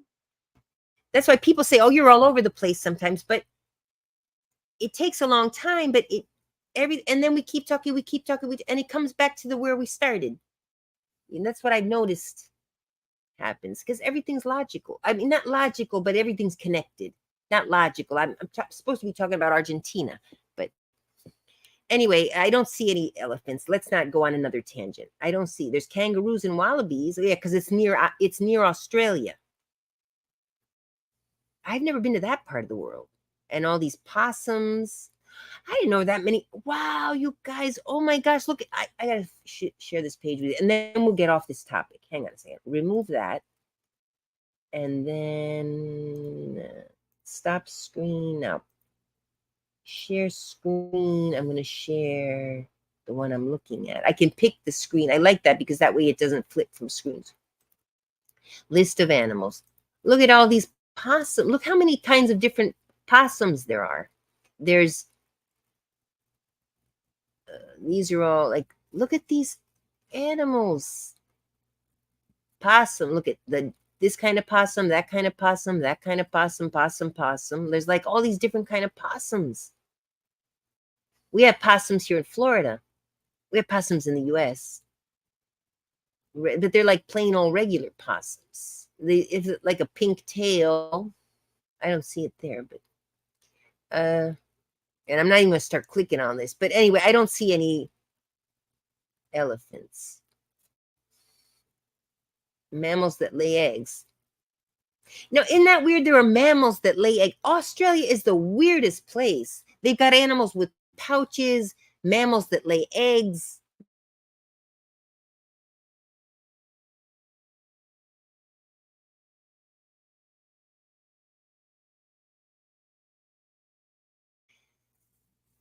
All right, back to the Argentina. So, let me share that screen again.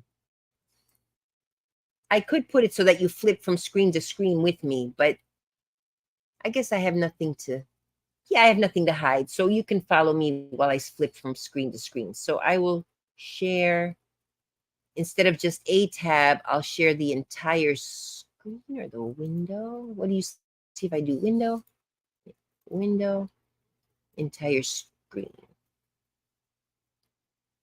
Oh, it's not letting me though. Oh, there we go. Entire screen. See, that's what I'm looking at now. But if I flip here, you'll see this one. Let me go back and see if that's what you're seeing. Hang on. Wait, are you guys not seeing?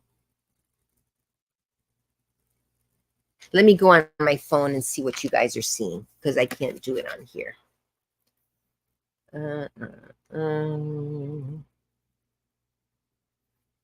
I'm hoping you're seeing the Excel sheet. Is that what you guys are seeing? I can't see the chat. No. All right. No, you guys aren't seeing my screen. I guess I'll have to share.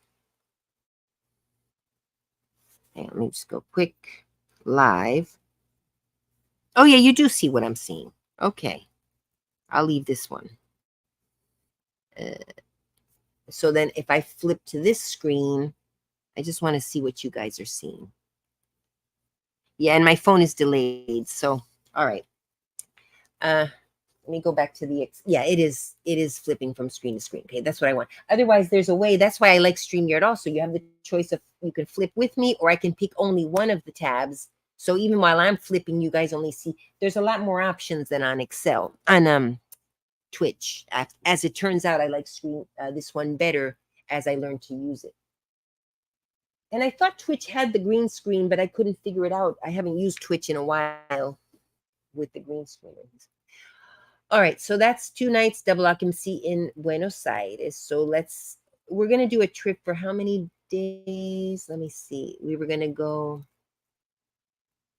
let me go to the calendar again. So we were going to go, let's say, Well, I mean, I originally wanted to travel that day, but if we go November, it's going to be, we arrive Saturday.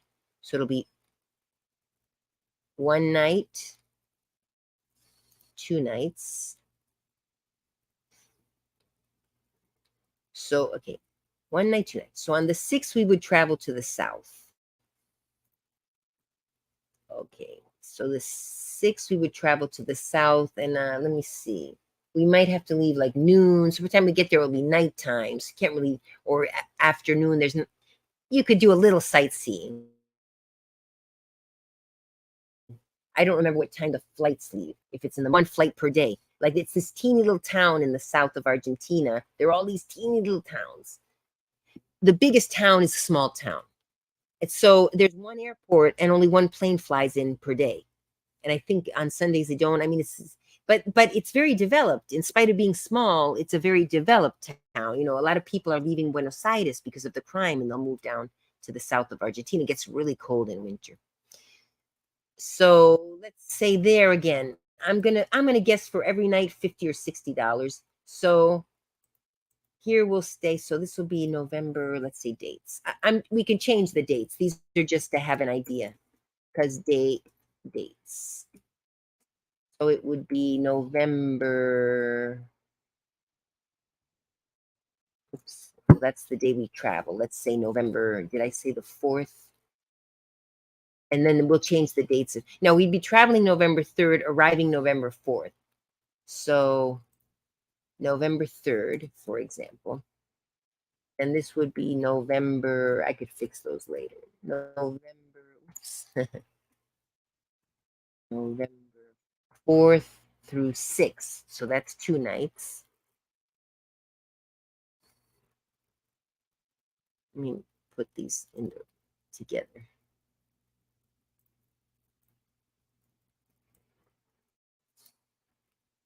No, I could just make a nice chart here, like that. Fill it in. Okay. And you can make these charts pretty or, not so pretty. You can put different colors. Watch my Excel videos. Excel teaching videos. Okay, so the south of Argentina, well, the name of one of the towns, that's the town we would probably either be flying, we're flying into that town, but I don't know if we're staying there. But sure, I like that town actually better than Trevelin. Esquel is the name of the town where we go. It's not the biggest town necessarily, but it's a town that's got a lot of stuff. And you know we would visit my property. We'd have to drive far. It's like an hour away from here, but it's up this. Oh, we're gonna rent a car, so we got to do the car rental. We have to rent a car. uh, the town is small, so you can walk around. But if you want to see the mountains and go over to Chile or to the border of Chile, if you don't want to cross over, you need a car, or you need to get a chauffeur.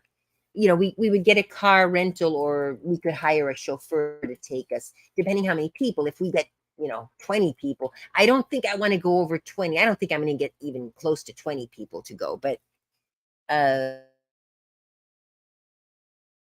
you may as well just get a van and have, so I don't know how much that would cost, but still, anything you do in the United States is expensive down there, and splitting it among several people is cheap. So cheap, for someone who has a, relatively steady income.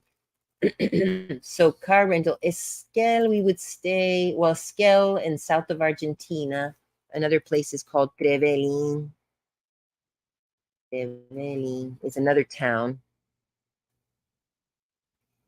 And then any other town is smaller. I think Trevelin is larger than Esquel. But then you've got these teensy, teensy, weensy little towns, and then mountains and lakes. And I've got a lot of video footage. Uh, if you want to see, I have some of it on one of my channels. I wonder if it's, go to YouTube. YouTube. I just don't know what's going to pop up when I click. That's me. That's me. I don't want to hear myself though. Hang on. Just see what you're seeing. Okay. Uh, the name of that channel is, but okay, this is Ramble Scramble. I think there I have the link to my channel where I have, what's all this stuff? Some of the stuff I have, your videos, your history, home. What's this? No, it's not home. It's my channel. My channel. Then here we go. Down here, I have so many channels, you guys. I'm gonna hide that. I can't. If I click that, you can't see it anymore. How do I get you to, hang on, control, maybe I make it smaller. Now you can't see it. I wish that thing, can I move this? Oh, I can. Okay, good. Hang on. I can't make it bigger. What happened? How come I can't make it bigger? I just made it smaller. How come I can't make it bigger? Control plus sign. Why is it? Let me start over. Hang on. Let me do this. Control copy. I'll use this one. Are there elephants in New Guinea? Okay, here we go. How come it's small? Control plus sign. There we go. All right, so on this Ramble Scramble is the channel. Down here, I have links to other. I have like at least 10 channels. I don't even think I have them. It's one. I have more than this even, but these are the ones I have videos on. So the one that has Argentina footage is this one. It's called Petit Pois. This one. Oh, God. Stop. I don't know what that's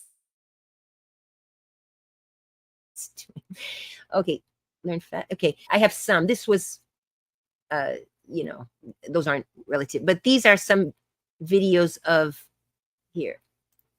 These are some videos of some footage of my trips to Argentina. And I went to a rodeo, a Argentine rodeo. They're very different. Or here, the mountains.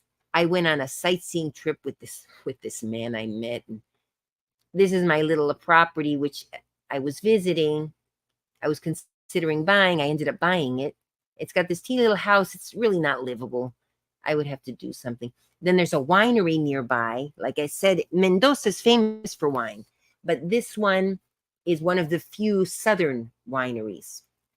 So I visited there for a few minutes.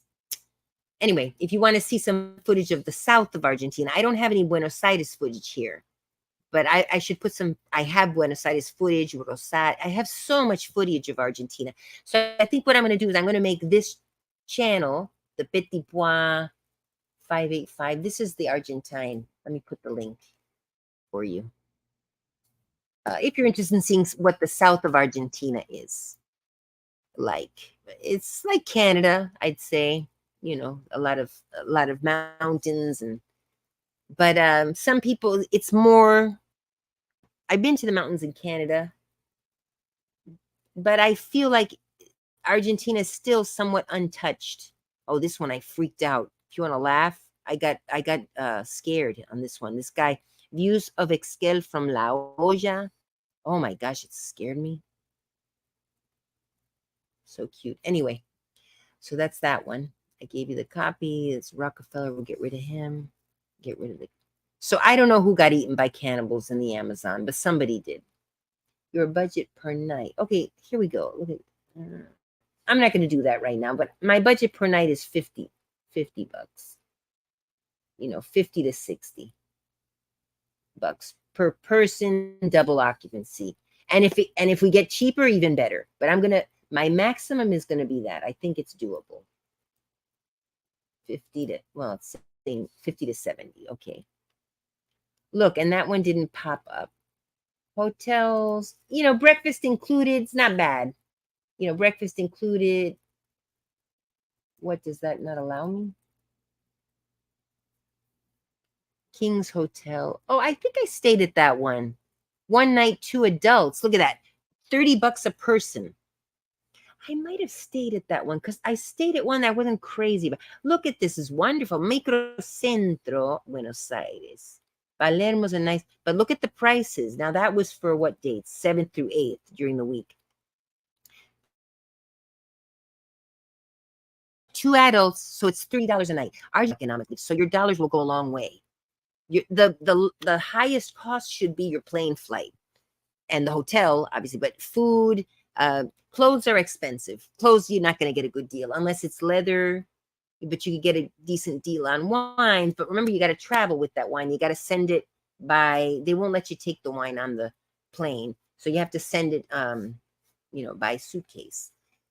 And I did that once and it broke. I had not wrapped it well. So you know how they last? You put it in your suitcase and pad it, like put it inside clothing and all padded around with your clothes.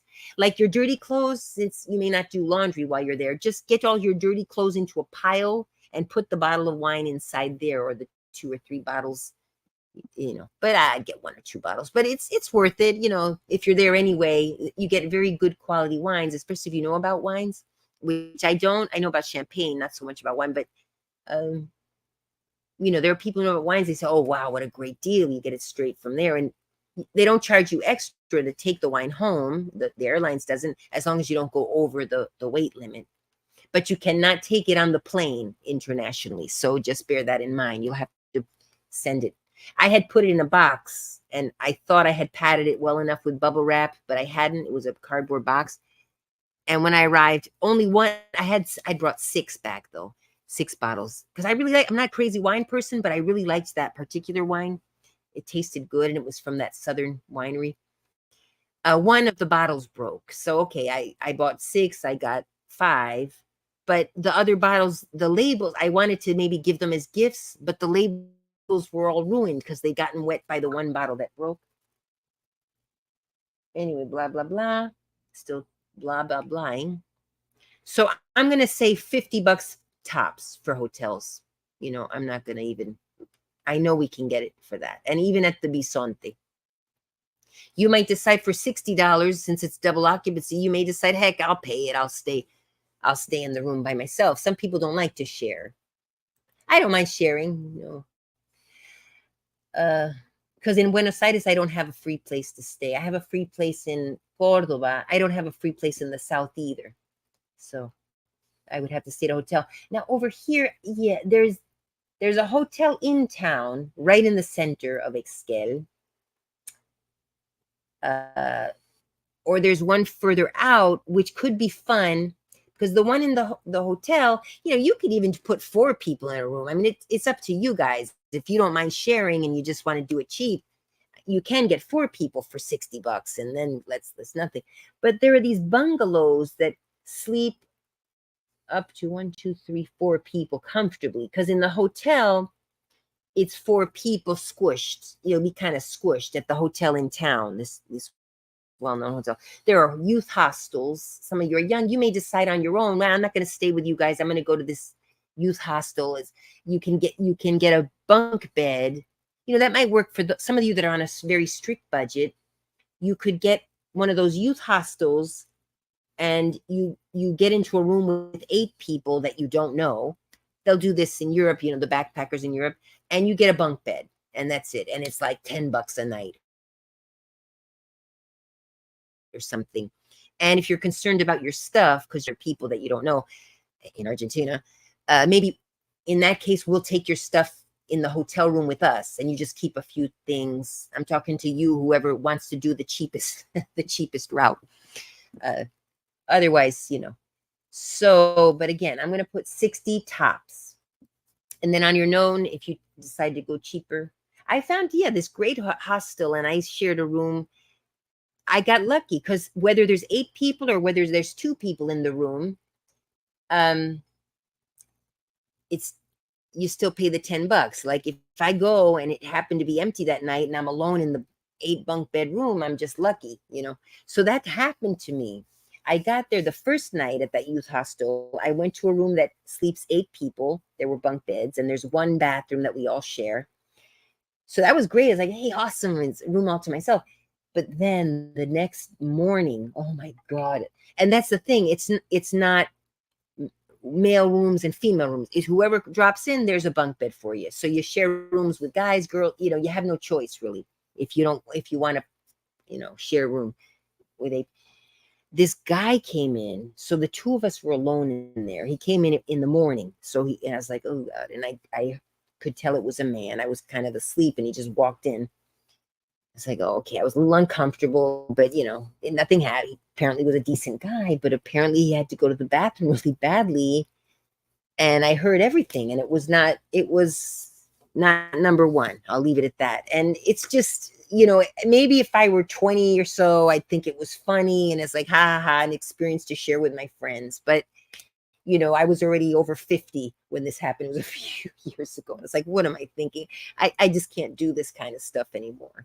It was cheap and I was happy about it and it was a cute little place, but I'm just not at a point in my life where I want to deal with, you know, then in the morning you go and if you guys are interested, you do meet people though. That's one thing at those youth hostels, you meet people your age. Like if you're young, you'll meet Argentines or people from other parts of the world that you're doing the backpacking thing, and you share, let me go back to and you share a room, with these people that you just meet, but you become instant friends because it's like, oh, where are you from? You have things to talk about. Hey, I'm going to the such and such to go see this today. You want to come along? Or that's all over the world if you stay at a youth hostel. But there's also the dangers. You're with people you don't know, So, and I've heard back when I was a backpacker in Europe, I went to Europe for a year with my backpack, and I would travel with friends or sometimes alone. On the train, we have a pay one price for trains all around Europe. The Eurail, it was called the Interrail over in. Anyway, I don't want to be black, but met so many people, and luckily, I was with friends, so it was a little safer. But I would go alone sometimes too. But I heard a horrible story that I don't know who it was, but in one of the hostels, one of the girls I met in one of the youth hostels says, do you know, one night this girl was here and apparently some man, it was in there in the room with all the people. A man raped her. I'm sorry for, so I'm saying, it's wonderful experience, but there are dangers that you have to consider. So the man with a knife, so she was afraid to say anything, was holding the knife to her. That's the story the lady told me. I was not a witness to it, but apparently something had happened, and the girl, I don't know if it happened in that hostel or in another one she'd stayed at, something, but the guy, left, checked out, left. I don't know what ended up happening, but the thing is,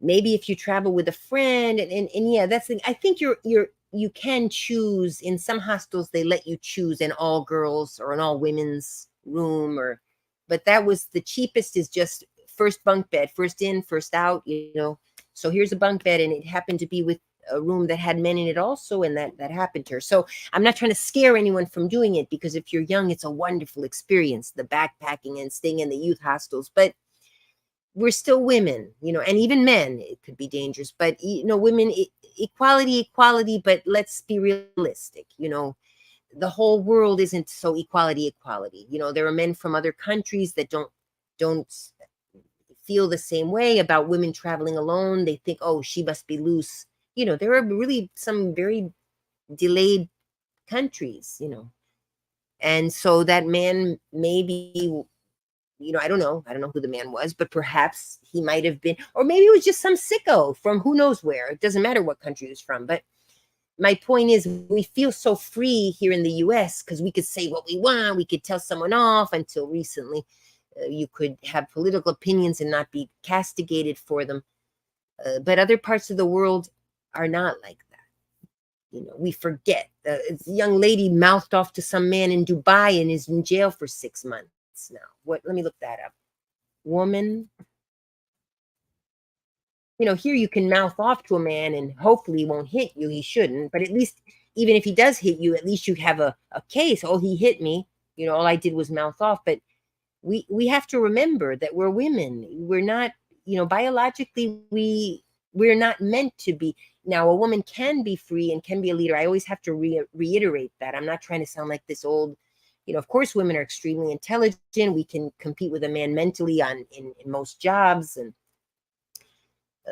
in almost any job. I think there's still some jobs that you got to be a man to do, but but or usually men do better. But there's always the woman who wants to do that job. If she can do it well, she should be given the chance. But woman mouth off to man in Dubai. She was American. We are, uh, we have it too good, ladies. Uh, American, American woman mouthed off to man in Dubai in prison. I think it's just for 6 months. I mean, it's not like, yeah. Faces 2 years. Wait a minute, that was a while, but I think she ended up getting six. I think she ended up getting 6 months. Influencer facing jail in Dubai in panic mode, but I think she's already in jail. Houston woman faces jail. Are you guys seeing what I'm seeing? Yeah, there she is. Okay. I want to see how many months she's got. I think she gets 6 months after all. And that's it. That's the law. You mouthed off. You can't do that to, and you can't do that to a man, apparently. I don't know if it's because she did it to a man or because she can't do it at all. Or let's see. It says faces jail. Let me move that thing over. A popular social media influencer. I wonder if she can social media from the jail. Probably not. But you know what? She's going to have a lot to talk about when she gets back. That actually, I hope it's only 6 months. I hope it's not longer. Poor young lady. Could now, but I heard finally she did. Let me look up the latest. What's her name? Tierra Allen. Tierra Allen. Tierra Allen. What's the latest? Trapped in Dubai. That happened just now. But sentence. I don't know why I think she ended up getting 6 months, which is not too bad. If convicted of shouting, Tierra faces high legal fees, a potentially lengthy. When is so they haven't decided yet? All right, let's look. This one was what date?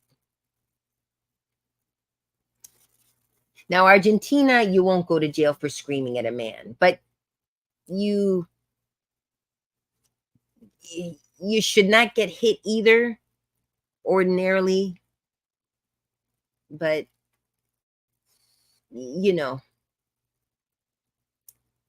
Tierra Allen detained in Dubai for shouting. Reaches out to Congresswoman Jackson Lee and Senator Cruz. Let's see. Tierra Allen, TikTok influencer dating. I'm going to follow her because I'll be fascinated to hear when she comes back.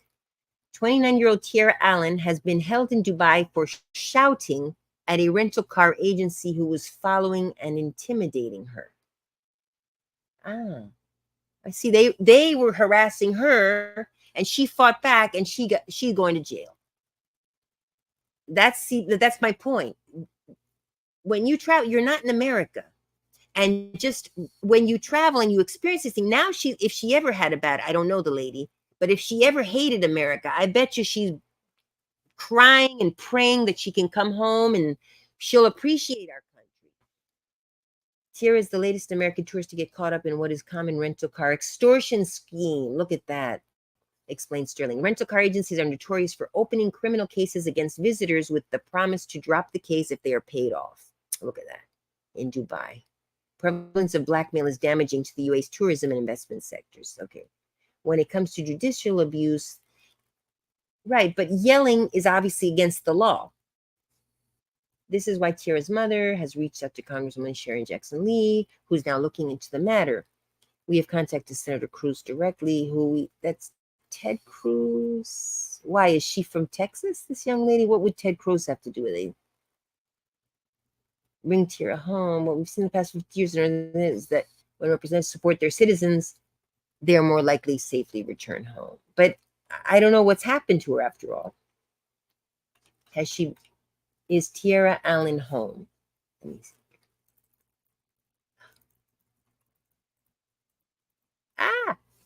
Is Tierra Allen home yet? Sassy trucker. It doesn't surprise me she mouthed off to someone. Oh, she is back home. Yay. She was stuck in Dubai for months. Okay, she is home. Okay. Thank goodness. Tara Allen, an influencer known by her followers and fans in the sassy trucker as the sassy trucker. Does she drive a truck? No. Oh, she's tough. No. Oh, I mean, I can imagine. Those men were probably like, holy, a woman talking just like that, but they have very sensitive egos. No, American men have learned to deal with a lot. It's not natural. I'm not saying we don't have a right to do it. We have a right to fight. We have a right to argue. We have a right to do whatever we want, as long as we're not harming anyone. But biologically, men are not made. You learn courtesy to a woman. It's learned as a natural. Like if we were all cavemen, the first thing a man will do with to a woman like her is, whop her up a few times and put her in her place, which is wrong. That's what cavemen would do.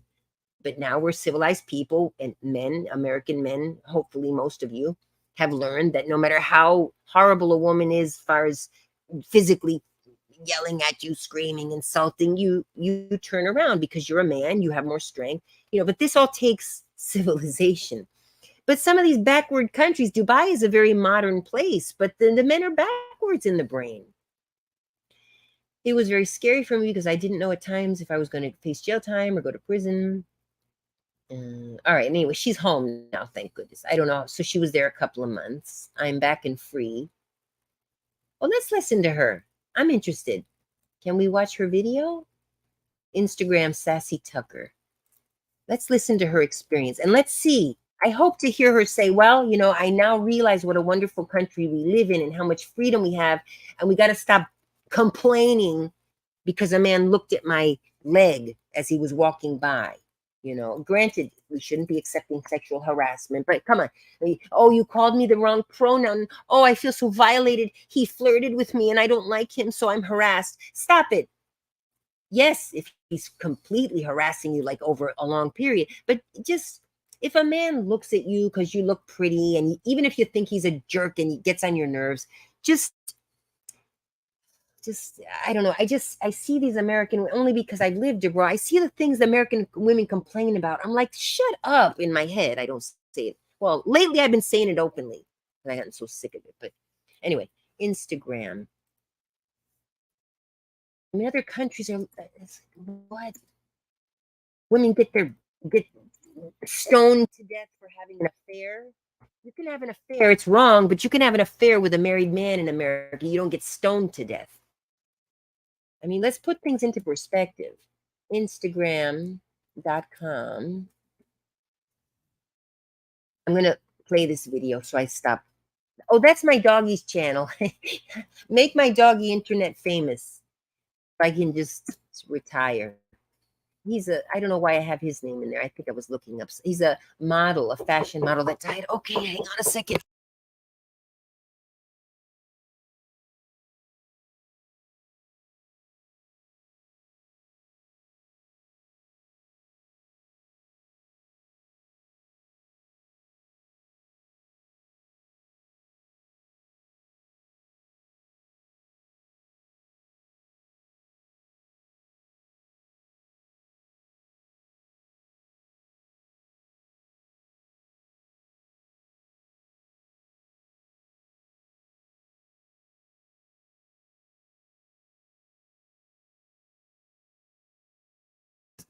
Okay, here, shameless promotion. That's my dog. I'm going to go have lunch. I forgot to put the microphone back on. So that's my dog. Make her famous so that I can retire. I want her to get famous. Look how many followers she has. 122 followers. I got a ways to go. How many followers did Grumpy Cat have? Another tangent here. Grumpy Cat. I think he's still on here. He passed away. There he is. Real Grumpy Cat. There he is. This cat made his owner so rich, 2.6 million, and that's just Instagram. He was all over the internet. And then there was merch, and there were stuffed animals at Kmart that were the stuffed animal of him. Oh, that would be a dream come true if and all he had to do was just sit there looking like that. Oh, I wish my dog could get famous like just because I wouldn't want to put her through a lot of she's disabled and all. But even the other animals, they got like a few thousand followers, 100,000 followers or so. Even with just 100,000, I'd be happy. Grumpycats.com. And here's the other thing: the cat has now passed away, but the woman still got the money coming in because she has the rights. The cat is no longer alive, so but you still got the fans and they may still look at your page, and even if they don't buy the merch anymore, I mean it would be awesome. Or develop some sort of character. Grumpy cat friend, because he's grumpy too. Anyway, okay, enough dreaming. I'm gonna go have lunch. Oh wait, I wanted to see Cassie Tara Allen. I'll put the link. I'll watch it later. We're gonna look up Sassy Trucker. Sassy Trucker. So this was not a lot about Argentina, but the Sassy Trucker. That looks like her. Wait, that's Sassy Trucker 18. Is that her? Tiara is. Wait a minute, I gotta look her up. Oh, that's her, but that's a fake account, I think. How a female? What was her name again? And the Instagram as the Sassy Trucker. But do they have her Instagram? Oh, here we go. At sassy.trucker. At sassy.trucker. At sassy dot trucker.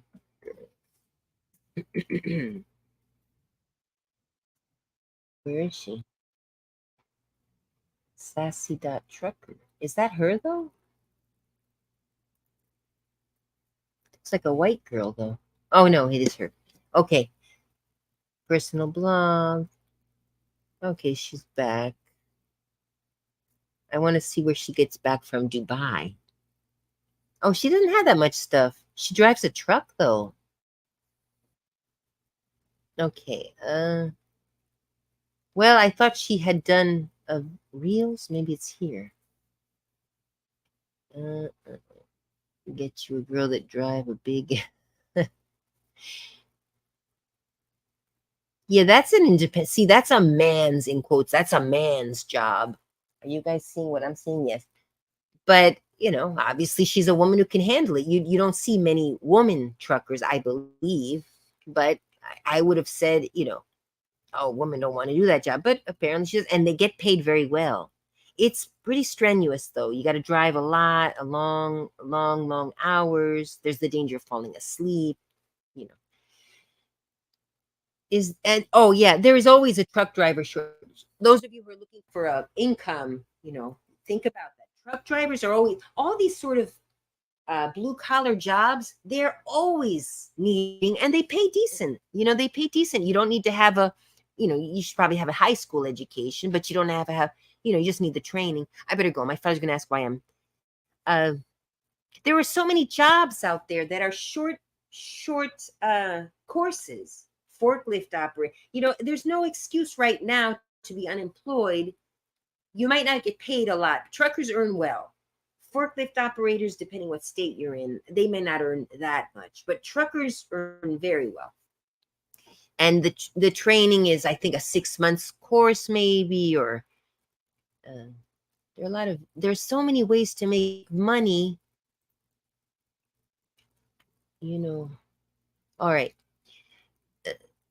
Without a lot of education, with just some courses or even online courses. I bet you there's even an online course that you take for trucker, and then maybe take a driving test. Of course, I'm sure you'll have to do that. But anyway, follow this young lady if you're interested in truck driving, because she can give you some. Look, she transports fancy cars. Apparently, I don't want to start watching because I'm going to get all. Yeah, look at her in all these fancy cars. Apparently, she travels with these. She takes.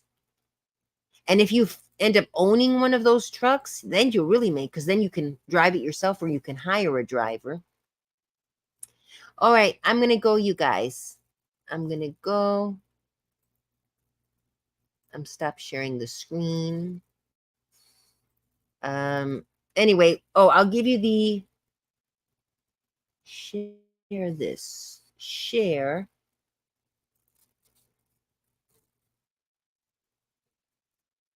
Only the people with access. Like I can make it public. That's okay. Anyone with the link can open it. Just viewer access. You won't be able to type in there. See, I can give you other access. That's you can make comments. Okay, I'm going to do comments. Anyone with the link can comment. Because if you have any ideas, you can comment right on there and I'll see your comments. I'm not sure if you need to have a Gmail. Try opening it without a Gmail. I'm not sure if you need a Gmail if I make it public like that. So copy the link. All right. So guys, feel free to type on here your comments. I'm not going to give you editing. I'll give you commenting rights. Okay. Did I do that right? Share, commenter, copy the link. Done. All right, here we are. All right, so we've started the Argentine tour sheet, as well as I went off on zillions of tangents. But wait a minute, why is that saying sharing though? Hang on. Wait, I don't.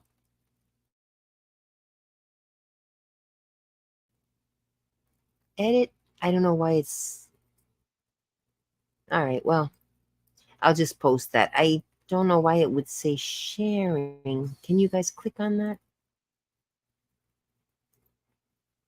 I don't know if you can click on it, but anyway, I guess you could. That's weird. Hang on. I cannot click on it. Oh, what if I go to, let me go to Twitch. Let's see if I can click it right on the Twitch. Oh, here we go. No, it's working. Let me see. Yeah, it's working. Let me see. I'll do it on my phone here. Okay. I'm going to go have lunch. Edit with the sheet. Make tweaks with others to edit at the same time. Well, I don't know. Maybe you can edit it. It's not the end of the world. It's not a big sheet or anything. So if you can edit it, feel free to fool around and play with it and whatever. But I think you can only make comments on it.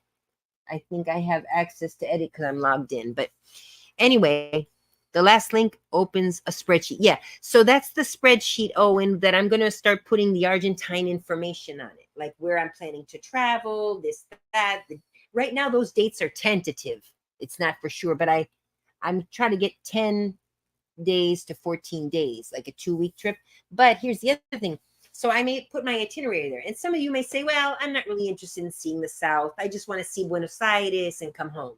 So you may decide to just join us for just a portion of the trip. So it's kind of going to be an organized trip, but kind of like not there's some organization, but you have the option to choose your own, what you want to do, and then just say, oh look, I'm only going to come for this part, and you let me know when you're flying in. Of course, I'll meet you at the airport or whatever, we'll work it out. So my purpose will only be, well, I'm there, I'm someone who knows the country, and if you happen to also be there when I'm there, you can enjoy the country too. And it's a little safer knowing someone from there, and I could get you the cheaper, I don't know if I get you cheaper rates in hotels. I believe that I could get cheaper rates than what are being published in our American, Travelocity or Booking.com or whatever. I believe if I call personally directly, I could probably get better rates for the hotels. But anyway, any questions, comments, just put it on the spreadsheet. I'm going to go have lunch, and you can't edit. Okay, good. Yeah, I didn't really want you to edit, but you can copy it and make your own sheet if you want to continue editing or, but I'm going to continue adding to that sheet all the information about this theoretical trip to Argentina. And yeah, I hope some of you join in. It would be kind of cool. The more people that stay in a hotel room, the cheaper it will be. Or anyway, I'm not going to repeat myself. So yeah, I'm gonna get on the ball. I'm gonna take a tour group to Argentina. If not in November, maybe another time. But I want to go to Argentina at least once a year from now on for the rest of my life. Because when you have properties, you have to go visit at least once a year. Really should go more, but you have to do something. So all right, I'm gonna go have lunch. I'm really hungry.